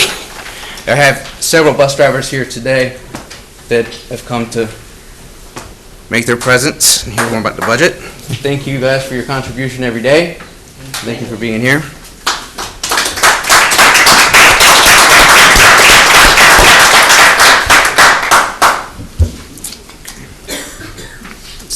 Thank you. One impact we already see is that in the Hutchinson Early Learning Center, which pulls students from across Lynchburg, and thus the overall run times are long, and for some students, the ride times are long. The next run tiers for these routes would be especially affected, since all students on these runs must have a parent or designated caregiver be at the stop to meet them. You can imagine these runs are often problematic in the afternoon, extending these already long runs, especially if these buses have to return 2 stops and when students must be returned back to Hutchinson. For example, say if Hutchinson released at 2:30 and all the buses were able to pull off by 2:40, with the length of these runs being between 50 and 60 minutes in some cases, these buses would not be able to make it to a middle school or high school to do a run.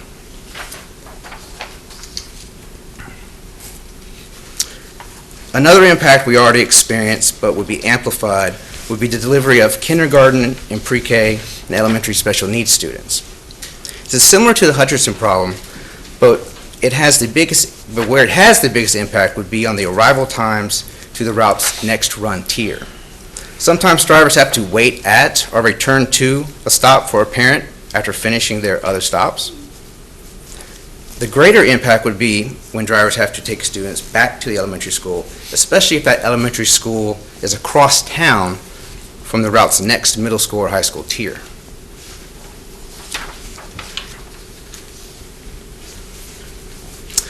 Some challenges we see with elementary schools of innovation in district-wide programs.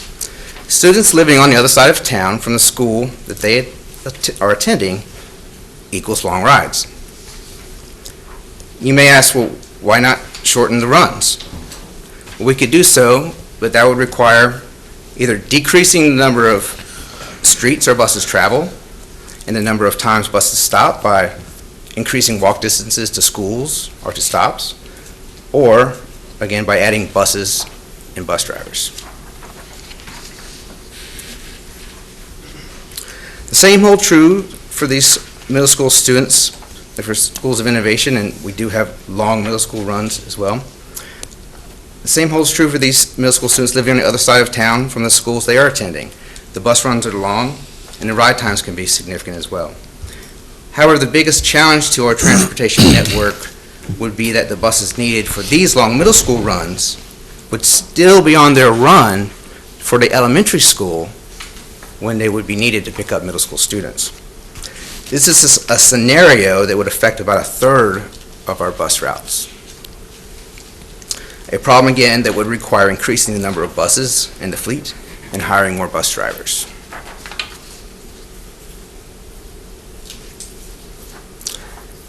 There are times when we can use a bus that currently doesn't have a high school or middle school run to assist with a last-minute issue, such as a bus that might break down to mechanical issues, or to cover driver absences that exceed our substitute driver pool.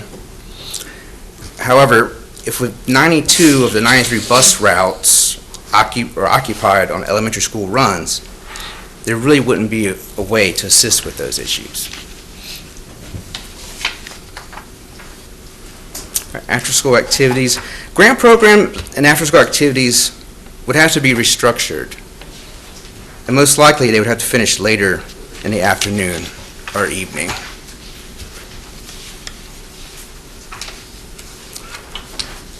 Another impact we see but have not done a lot of looking into yet would be field trips. But the window for the length of field trips would have to be narrowed.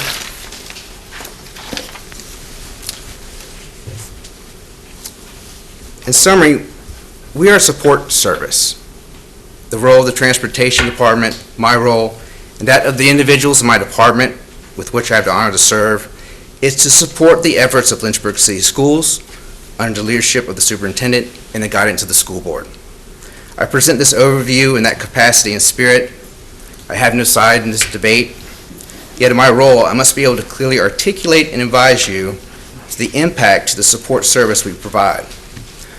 I hope I have been able to show the board tonight that there will be significant changes and challenges to overcome in order to effectively and efficiently implement a high school, elementary school bell time swap.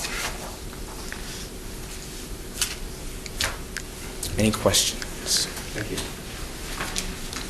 Board member questions or comments?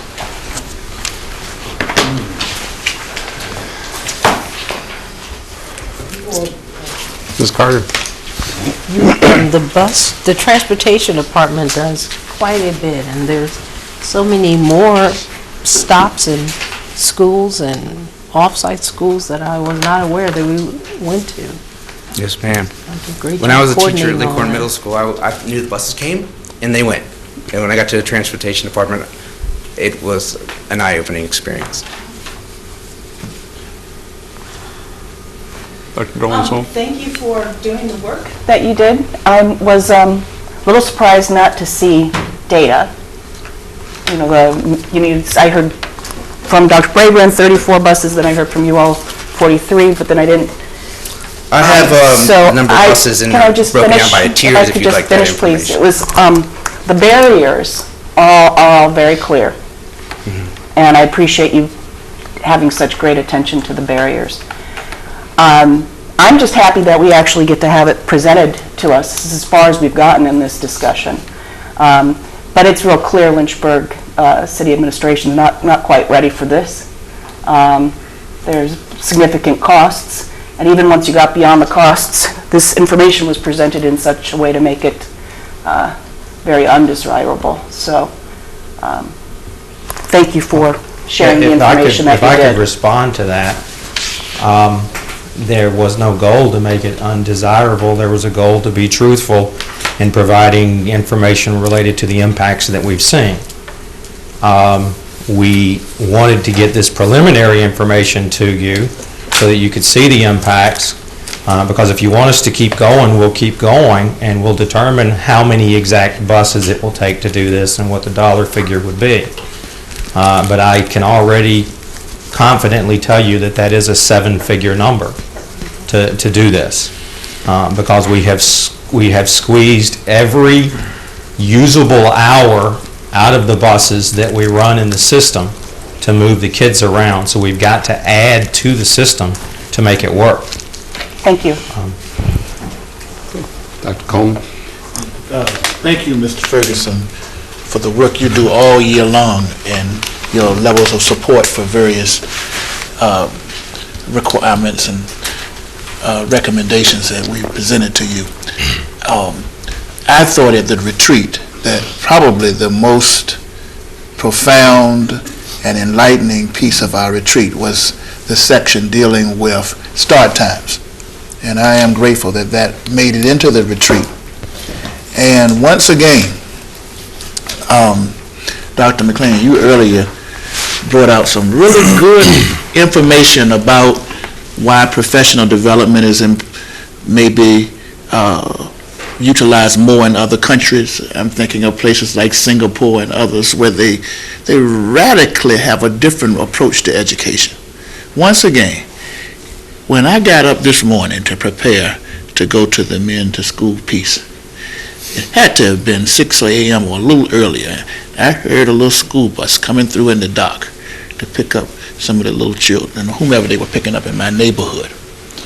If the studies show that kids do better or learn better with later start times, that's what I thought I heard, or whatever it is, we have got to not look at how we can't do things to get better, radical things to get better, but to begin to talk about how we get there. And that would be my way of saying I would like us to continue to explore this and a whole bunch of other things. You talked about dinosaurs earlier, School Board Member Morrison. I do not like complacency, and I do not like just assuming that the elephant is too big to ever do what we need to do to get where we're trying to get to. To me, it's a self-defeating mentality. Other comments, questions? Ms. Morrison? I understand that this presentation was on flipping the elementary and high school, but we also talked about shifting, that by shifting the start time of all three groups, that we might be able to accomplish some of the goals, health concerns that we have for students. And I'm not sure that we've had that full discussion. That's not a discussion that really involves the transportation department, because if we were going to shift, that's just a matter of taking everything and moving it forward.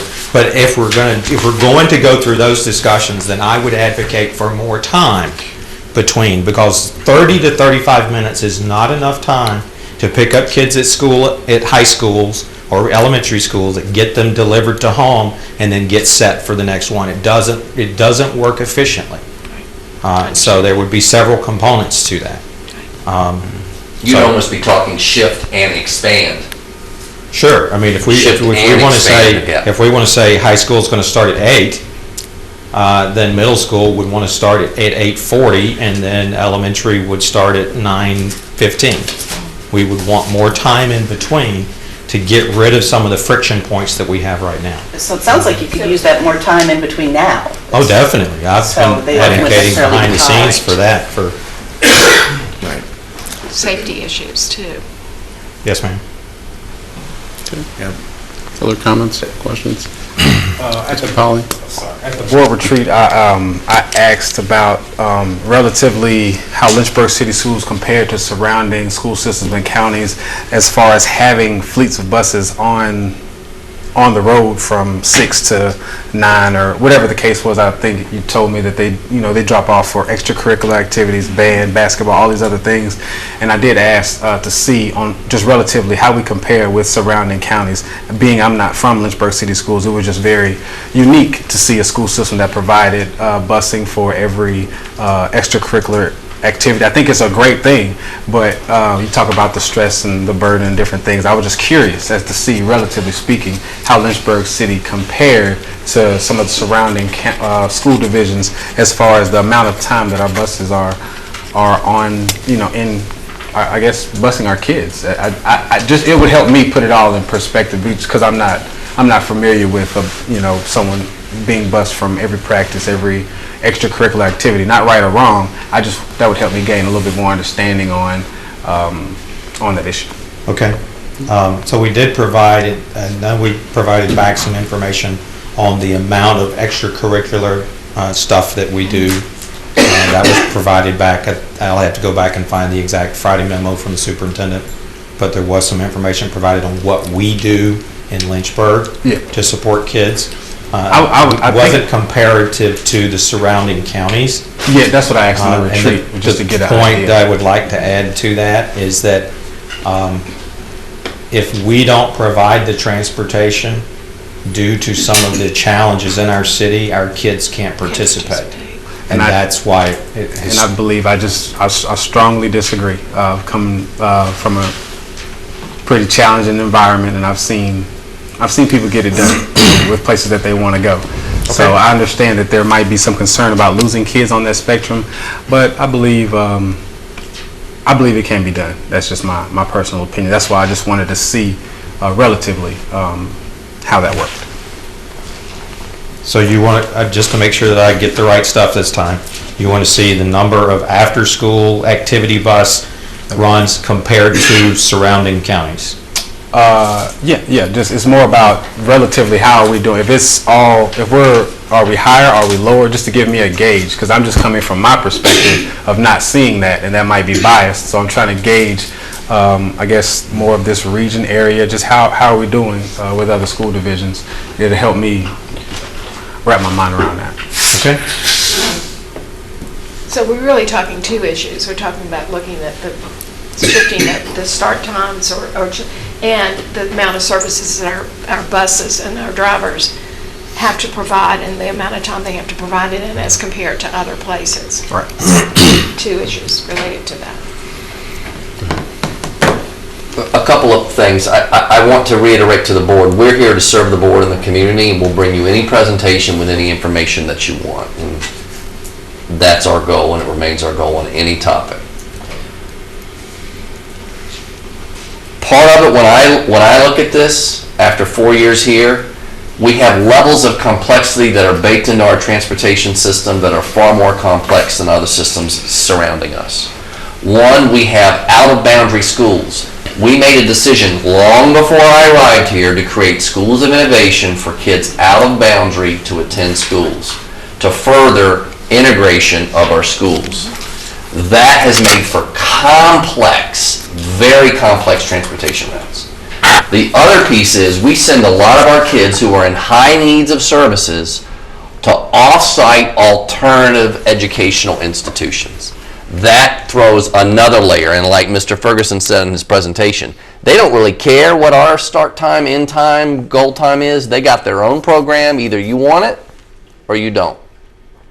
So that would be leading a decision. Do we want to be affiliated with sending our kids to those, or do we want to bring in-house some of those programs? The other thing I would say is, and I think if you go and you all have your networks too as school board members, every school system that's looked at this has had to pay additional dollars. Chesterfield just looked at moving theirs, and it's 40-some million. I don't remember, don't quote me on the number. Montgomery County, Maryland just moved theirs 2 years ago. This week there's folks coming to the board going they want to move it back.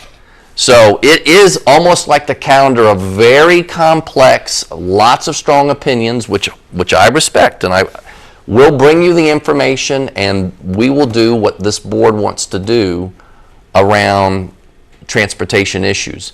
But I think as we start to dig into it more and more, we did at the retreat, we've done some here, we're going to go back and get you more. It's actually going to have to ask us to go back and look at some other assumptions. What are we willing to give up in programs, or in how we've approached boundaries, or in maybe the way we approach level of services to kids for after school, or if you want to go to a school of innovation, provide your own transportation. We're not going to bring a bus. So those are things that I think are going to be policy choices that are ultimately going to be before the board as you guys look at transportation. I think that's all I would share at this point, and we look forward to continuing the discussion with you guys. Here I go throwing another piece to this. Mr. Beckles, I asked you earlier about ongoing transportation pieces, and I understood what you were saying. But it's a lot with transportation. If we're going to look into all of that, I again want to suggest that we may be due for a discussion. And I can't remember which map is the right map I'm referencing. But as it relates to transportation, there may be a need to look at some other dynamics relative to bus routing in terms of some other dynamics to try to fix some of our problems, whether people need to go to neighborhood schools or not go to neighborhood schools or clusters or whatever. And there's a lot of conversation about that in the community as well, Dr. Brabrand. So I don't know some of these issues that we have not talked about in decades. At least need a conversation. So if you're going to talk about all that around transportation, I just want to throw that in as another headache to discuss. Okay. Mr. Ferguson, thank you. Appreciate it. Obviously, you did a lot of work. I think just that it would have, I think we appreciate seeing some of the numbers behind, the conclusions and statements there, just as a, maybe next time. All right, I'll be glad to. I mean, as part in the presentation, I'll take that as that was my error. It just, Because when I started looking at it, we would be throwing up routing schedules and time overlaps and everything else, and I thought that was just a little bit too much detail to be going into with the board. Well, if I could give an example of a piece of their statements made, like, putting elementary kids on the bus at 6:15, how many kids or, buses would really be affected? That's an outlying statement. Well, would that affect the majority of kids, or just give us a little bit more context? How many kids are being taken back to the school? I wanted to know a little bit more about that. Yeah, and why would that be different with the flip schedule than it is now? But it was presented as if it was the Well, schedule okay, to so do I that. can answer a few of those. So one of the elementary school early pickup runs are going to be schools like RS Payne, Go Center buses that make... So special programs. Special programs. Okay. Believe That's important, context. Timeframes that you would have kids out at bus stops would be 6:15 to 6:30 for elementary school kids going to those. So that's a small group of kids, though, but it's helpful to know that we're not talking about... Right, but you've also got to remember that all your other elementary school kids are going to be out at the bus stops between 6:45 and 7:05. Every other one will be, because that's the timing of when our high school kids are out there now. One of the things I think we can do with this topic, come back and have additional discussion with you. I'm thinking about what we had in the spring too when we did discipline, and we ended up doing some work sessions around it so we could go deeper, ask more questions, tease out things. And I know for some of you, even the discipline work sessions were like, oh my God, we took 45 minutes on one paragraph, Dr. Nillis, but Sorry. it did actually get us to a place where we had some, I think, even stronger relationship between administration and the school board around an issue that maybe felt contentious. There came out with greater agreement on what to do. So we might look at a different way of structuring our future presentations. We've done one at a retreat, we've done one at a formal meeting. Maybe the next one we do is around a work session later in the next couple of months that really lets us tease out some more of the numbers, comparisons, facts, and then maybe even some of the policy strings that are attached. Do we want schools of innovation? Do we want to have access to our kids to these other programs that they're going to? And if not, what would the flip be to that? Do we want to have, how would an after-school program look like, or do we want to look at pilots of what that would look like if we didn't or did provide transportation? It's more about continuing to think out of the box on something like transportation. I will say every system has struggled around these. Resources have been a piece. And I will tell you the other thing that I just want to share. I haven't heard a superintendent yet say they have a surplus of bus drivers. I mean, really, part of the future of education is figuring out how we can better manage transportation logistics given the resources that we have, the kids that we have, and the schools that we have. And that's we have driverless cars coming. Maybe there's a school bus equivalent of that coming our way too. I don't know. So I don't think that'll be in the next presentation that we bring you in work session, but we'll take this feedback back and work on finding the right forum to bring you some additional updates. Well, thank you for the opportunity to present this information. Again, it was to give an overview of what we're doing now and how that initial flip would affect that. There are ways that we could continue to think outside the box, maybe shift things around, and we're glad to do that and look at those options. But I wanted to present the complexity of what we do now, and it would take a lot of work, but it could be done if we had the resources and time to do it. So thank you very much. Okay, so that brings us to next agenda item, H3, which is the LCS benchmark assessments update. Dr. McLean. Well, I want to provide just a brief update on the LCS benchmarks. These are the assessments that we started a couple of years ago, and share where we are with them and what our results were from the fall. There are really three purposes to these benchmarks. One is that we want to have a early on high rigor indicator of SOL performance for our students, not to replace but to supplement teacher assessments, and it's based on content taught thus far. So we give these assessments in the fall that assesses content that would have been taught from the beginning of the school year till the time of the assessment, and we give them again in March, and they take from the period of the end of when the first benchmark assessment was given in the fall till that March timeframe. It gives feedback to the teacher as well on how he or she is doing with teaching and the students, their progress towards there, so that you can make mid-course adjustments and what we call spiral review. Take a little bit of time each day to loop back to areas where certain students had not yet mastered certain material. It also helps us be able to learn from each other, because by doing this across the division at the same time, we can find certain teachers, certain schools that have done exceptionally well on these assessments, and we do have a culture where more and more of our schools now are saying, okay, who did really well on, let's say, the 5th grade math assessment? Well, let's go set up a visit to that school and understand better what they did so we can learn from them. So that's the purpose of the benchmarks that we have. Why is it we need them? I do think that one of our pathways to continued progress is establishing and maintaining a high level of rigor. SOL assessments are a relatively high level of rigor, so this is intended to be a bit of a match to them. Also, by providing an example of an assessment with high level of rigor, wanting to promote that the ongoing classroom assessments are also rigorous. And it helps us be able to, as I mentioned before, be able to go back and spiral back and teach. It's also the case by having assessments on what should be taught to 2 different points in the year. It helps provide a bit of incentive for teachers to stay on track with the pacing of the curriculum up to that point. So one of the things that we wanted to see is if one of the goals of these, or a main goal really, is to give an early indicator of the rigor and how students are going to do on the SOL assessments, our goal has been to kind of play this Price is Right, if you will, which is to be as close to the rigor of an SOL test without being easier.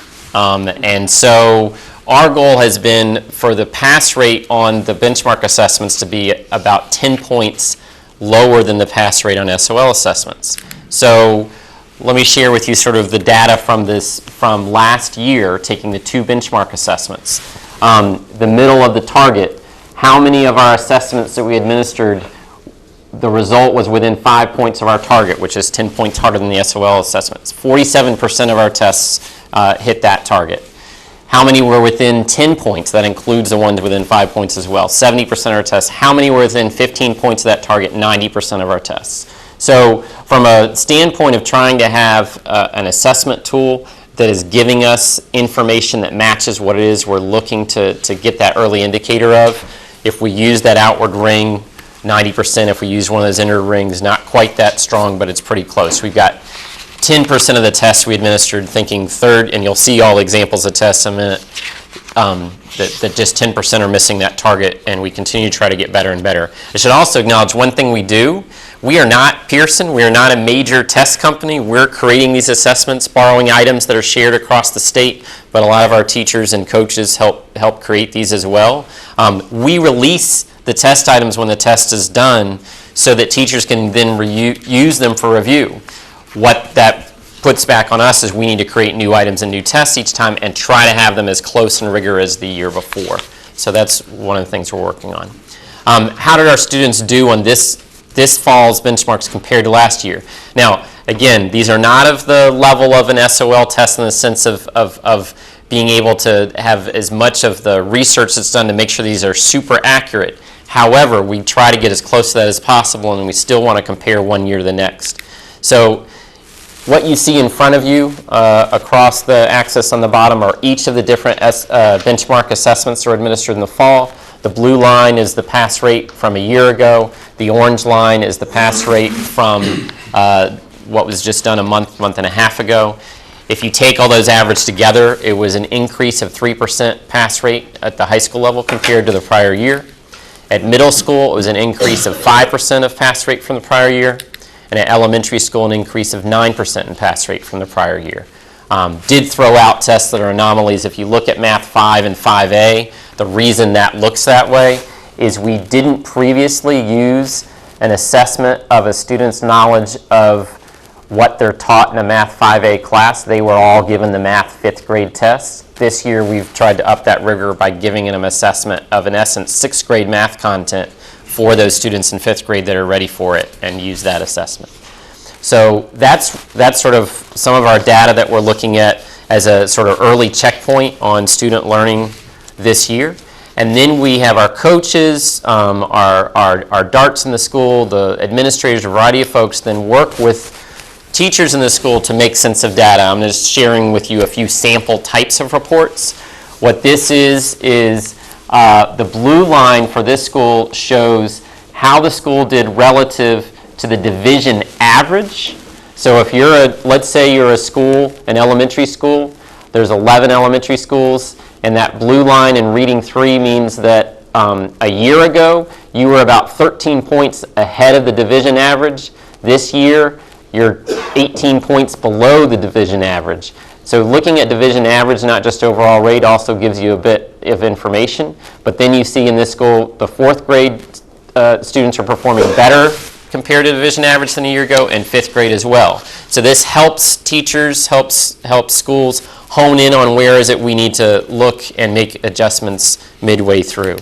This is another kind of report that is done where it looks at specific SOLs. This is for a 4th grade math SOL assessment, and shows how students did in 1 year compared to the next year. So you can hone in on where progress is being made. They also then pull this apart by teacher, so you can see within a school, a certain teacher may have better achievement on a particular SOL, and the other teacher can have that conversation and find out what he or she did.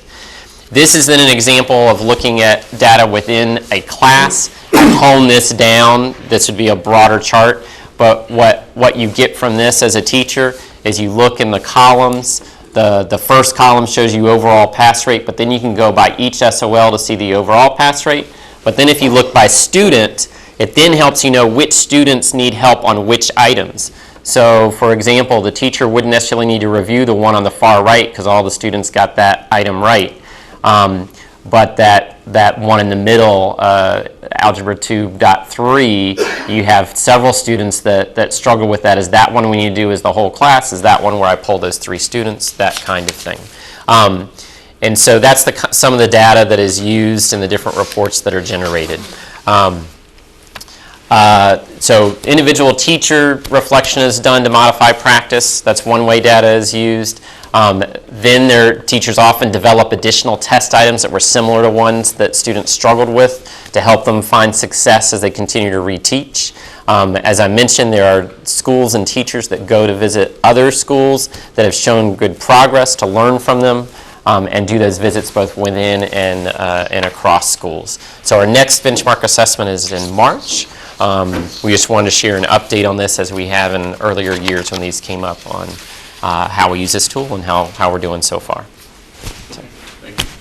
Questions? Ms. Snyder. Thanks for the information. Are these shared with the parents readily? I mean, speaking personally as a parent, I know if they've been done in time for the parent-teacher conferences, we've seen results, but not necessarily what has happened in the spring. And your student can change between. Sure. So, do we share the spring ones with parents? Because personally speaking, I have not seen the spring ones. Yep. That's what I'm saying. So let me just acknowledge, here's where we are with it. Let me address the challenges, but also where we are with it. One is this is meant, as noted before, that this is almost just a check on the other assessments the teacher's been doing. So it shouldn't be new information that's in there, but it could cause a teacher to say, ooh, maybe what I did on that particular content wasn't as rigorous as I need to do, and I need to go back on that. Where we are is because this is what we use, the platform we use for this is electronic.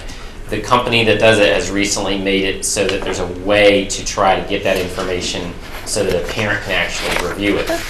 We've been going through it because right now it requires a special 15-digit code for each student for each test that has to get communicated. What we're trying to do, as this has come out pretty recently, is looking for the March test to try to figure out a way to make that as user-friendly and out there. We do envision in the future there being a way for a parent to go in and look not only what the test was, but what the child answered on the test and what the right answer was. So that's in development right now. Great, thank you. Dr. Dolan-School. I really appreciate your use of data and giving the teachers this extra tool. Are you finding that most teachers are using the tool? What is the use rate of the data? I think it is, in most cases, it's a fairly common practice. I mean, especially, there are teachers that the moment the test is over, they're diving in to look at their own results, because they can get those right away. Then they're asking, when are we going to find the results? Then we give them the division results so they can do some comparative analysis as well. So our coaches, our darts, are working with the teachers. So I would say that it's something that's building and growing. I don't have a number for you, but it is a big part of the culture in most of our classrooms. That's great. And then a follow-up to what Katie said, but a slightly different look at it. Is there a possibility that for you could provide information to parents at some point, maybe it's not technically possible now, but could you foresee a situation where, say you've got a teacher and, most of her kids are doing well on this standard, but you've got 3 outliers, a way to kind of push information out to the parents about these are some homework activities you could do with your kids. I'm just wondering if because that way you could maybe use the families to also help with the scores. Would love to get there. I think it's a work in progress and trying to find where we can tap into some different things. It's also the company that is providing this is constantly evolving this, so we're also kind of seeing where they may go with that. But yeah, we'd love to get to a place, because we do anticipate if you get more information, here's how my child did on this test and they struggle in these items, where do I go to help them? And to be able to have a bit of an answer to that. And if they have a Chromebook, and say the parents, like I couldn't help my kids with their math right now, it's just not possible. But if they have Chromebooks, maybe they could point to little programs or games or whatever. That's just what a we'd like thought. to get to. Yes, thank you. So I just want to make sure I understand what I'm seeing here. These pass rates are pass rates of the benchmark. Correct. Because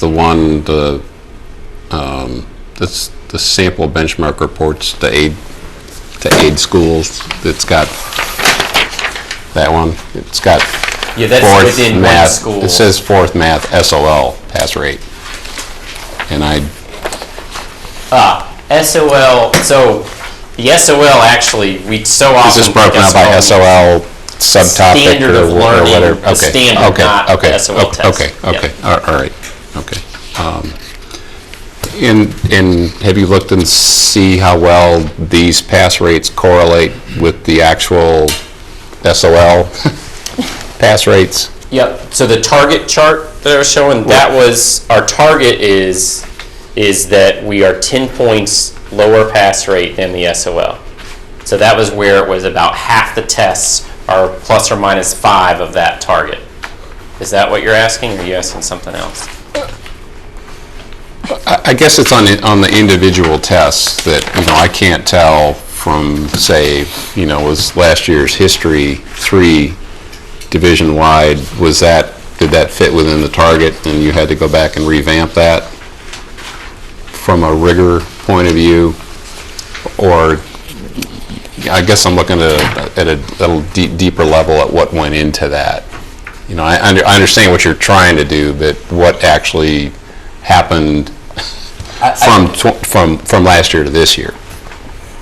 I think, are you asking, he did a target, he showed you the target for the whole collection of benchmark tests. Right. You're asking about the specific test, what the difference was of that test benchmark to the actual SOL for Algebra 1, for Algebra 2. Right. And then you want to see the target. Well, I'm not saying I want to see it. I'm just, what did you guys do? I did that to fix that. The target chart. Yes. Okay. So I mean, I have that, and I'm just, I was, wondering because what changes did we make to the benchmark? Potentially could have some benchmarks that, were, for whatever reason, didn't fit the target. and those needed to be revamped. And then it's like, is that target, I mean, I guess after next year, you'll have some more data, but just trend-wise, I'm just wondering how well it correlates. Let me try and then throw in Dr. McLean. The teachers, when this benchmark's done, jump out at SOS and go, ooh, this question. You know, they get released the questions. I didn't like this question. This question I don't think really matches. We haven't covered this one yet. I really would have gotten it if you'd given it 2 weeks later. So they're giving feedback to Dr. McLean's staff about particular questions so that we keep making sure we have questions that are part, or assessments that are part of the coverage time in which we said we would cover this assessment on the pacing guide, and that the question's appropriate to the rigor of what we want the kids to be able to do, and that we expect that they'll experience on the SOL. So it's still fine tuning. I think you're just asking, we want to get really, in a perfect world, these benchmarks will become completely correlated to the success. There'll be a leading indicator. Wow, you make it on the benchmark, you're going to make it on the SOL. And so, in a way, you really did do it through the individual test. You just presented on that chart with the target, the collection of all of the benchmark, and said the majority of them got within 10 points of the SOL number. Okay. Dr. Coleman? Going all the way to reading 3 and math 3 and so forth, I noticed that, and there may not have been any need for it on this benchmarking piece, but any disaggregating of the data to help us appreciate division-wide how that looks. Yeah, this platform doesn't give us the ability to do this aggregation, because you're not coding in students by, we need to do an overlay almost on that. But each individual teacher has his or her students. Well, how do we get access to that? And again, that, from what I'm understanding, that 3, that's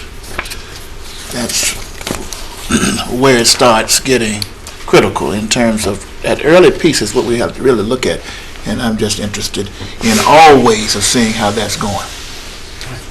Well, one I would say is we're bringing you division level stuff. We drill to the school. The principal has access to look at teacher performance, and the teachers have access to look at individual performance, and they know that their job is to remediate the kids that are not having success on the benchmark, and continuing to give additional support and interventions for those kids.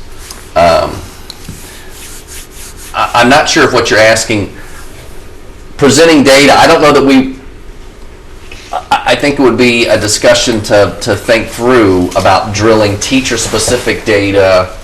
Yeah, I'm not sure that's board appropriate that we drill down that level, you know. But all the schools got their comparison. They know how they did compared to the average last year and how they did this year.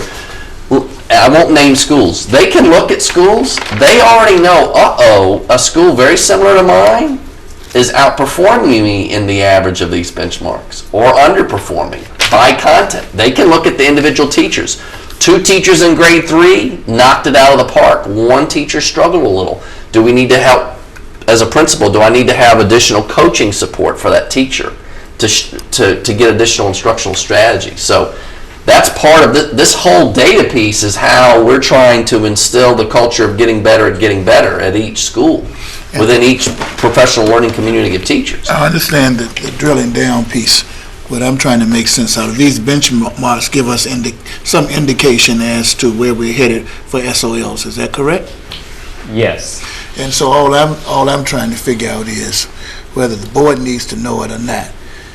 Is that information that the public can have access to, or how do we make sure that we are as knowledgeable as possible at this very early point to see what's going on? And a lot of times, sometimes we're made, I remember Mayor Gillette made a statement about whether or not we tried to make the data look a certain way or manipulate things to get data to look a certain way. He wasn't saying that was the case. It's just some may think that. All I'm saying is that early education for these levels here, we need to monitor that very closely. And as transparent as we can be, we need to be. And so if you're saying we don't need to have it, fine. But I also want to say that I'd like to know what it is. Dr. Dolenzel. I just wanted to, I'm wondering if I just want to understand your question. So, you would like to know individual school level, or the public, okay, here, let me ask you a question that this may or may not be related. The Virginia Department of Education presents scores, right? So the public can access the VDOE website and drill down to school level, can't they, for average SOLs? For SOLs, right. Yep. Right.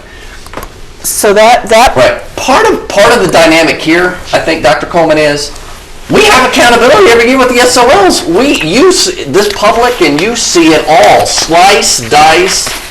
The benchmark is a chance twice to create a mini level of that in our schools. We're not trying to really create a system where we already evaluate the teacher and the student in October and go, you failed. Do you know what I mean? Or even in March. It's, here's 2 chances before the big event for you to go back and get it right. Hopefully you're doing that every day as you do instruction, but we in the division are going to give you 2 division level assessments for you to go back and compare with your teacher colleagues by grade or by subject area, by schools, for principals to go, oh my God, and we're doing this where principals go, so-and-so in 3rd grade, what did they do? We have already sent teachers to visit other schools in grade. 4th grade teacher in one school, let's see what the 4th grade teacher did there. So I feel a little bit like the danger is you don't want to recreate 3 SOL testing verdicts in the school year. It's almost the difference between formative assessment, where you want to use it to help you get better, and summative, hey, the show's over. Did you make it or did you not? We already have that happen every year. But I hear you.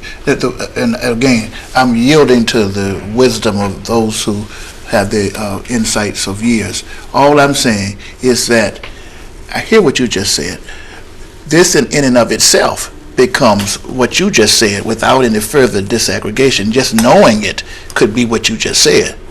To break it down further gives us some picture of how we're doing around the areas that are most challenged. And all I'm trying to say is I'd like to know that, and I probably can get it from the Virginia education piece and others. Well, the benchmark data itself, you won't we get don't that. have. You won't get that right. Yeah, we don't have that broken down by And we subject. already know the SOL piece. So Right. We don't have the benchmark data broken down with the same level of detail as the SOL data. And I'm asking why not, for another discussion.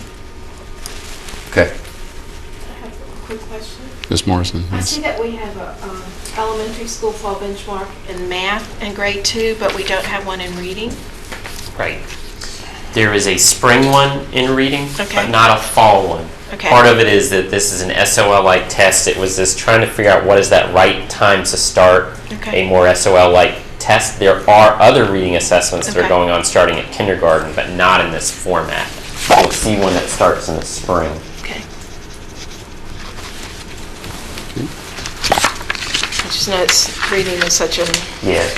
The hard part is when you give a test that's in SOL format, your reading level could impact what that test shows. So you may be testing skills on that, like being able to identify main idea. You know how to find main idea in a 1st grade level text, but you can't yet read a 2nd grade level text, so it's going to look like you don't know main idea, even though that main idea isn't the problem. It's actually the text level you can read.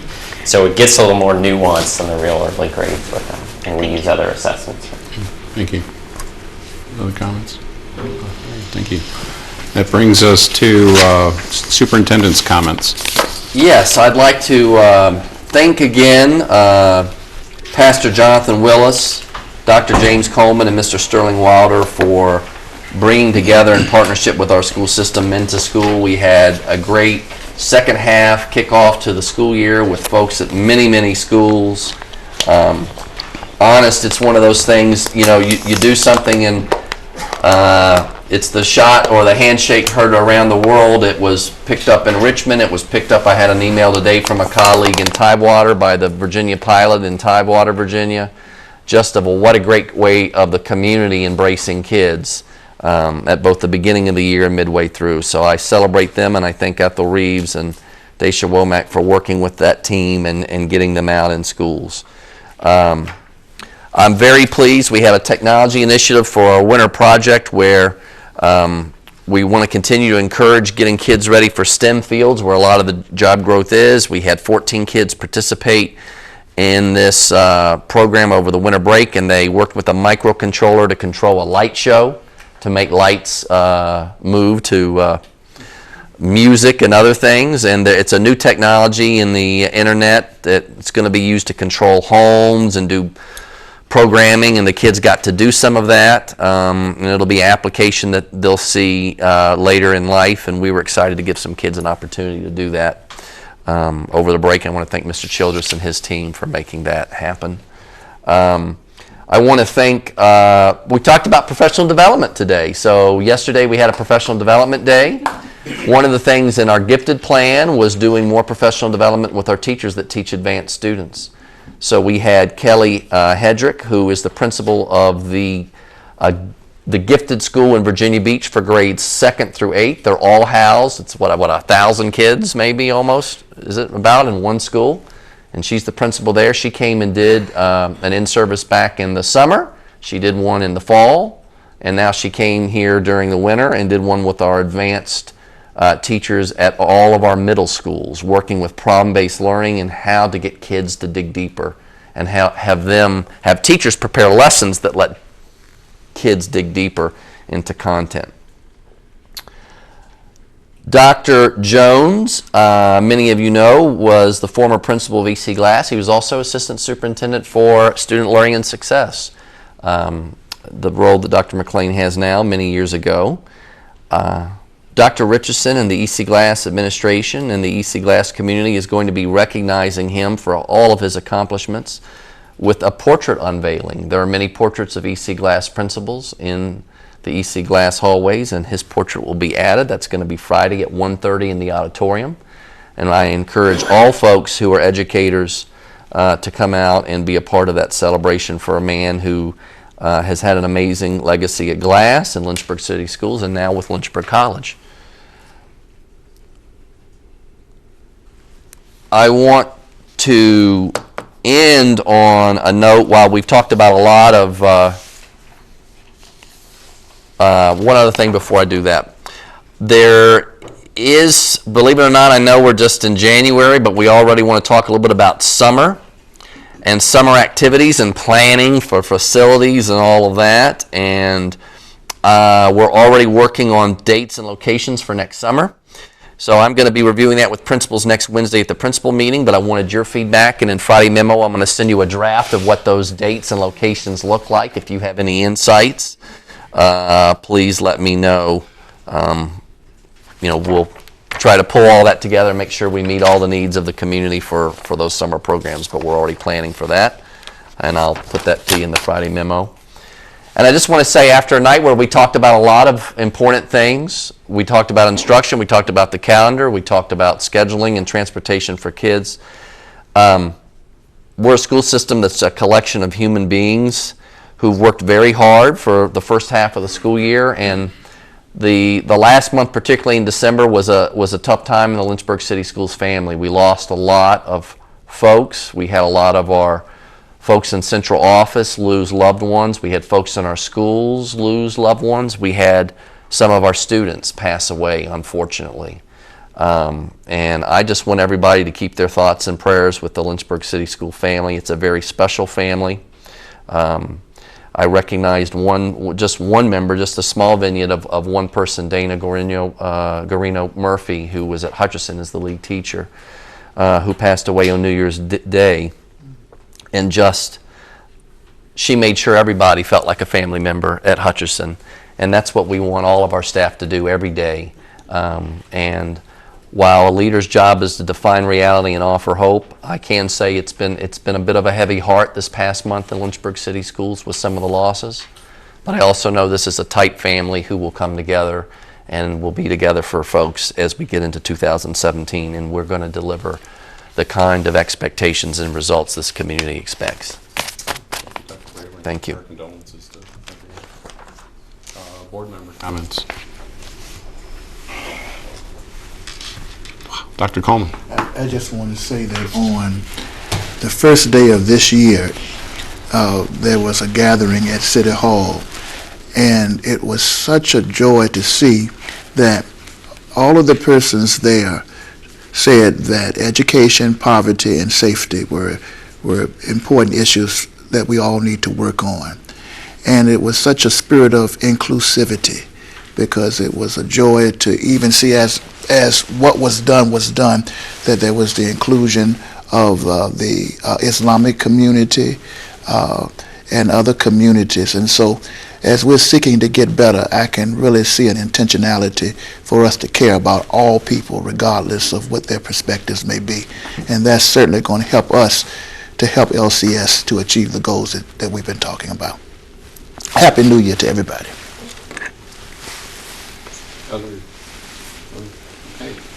A couple of informational items.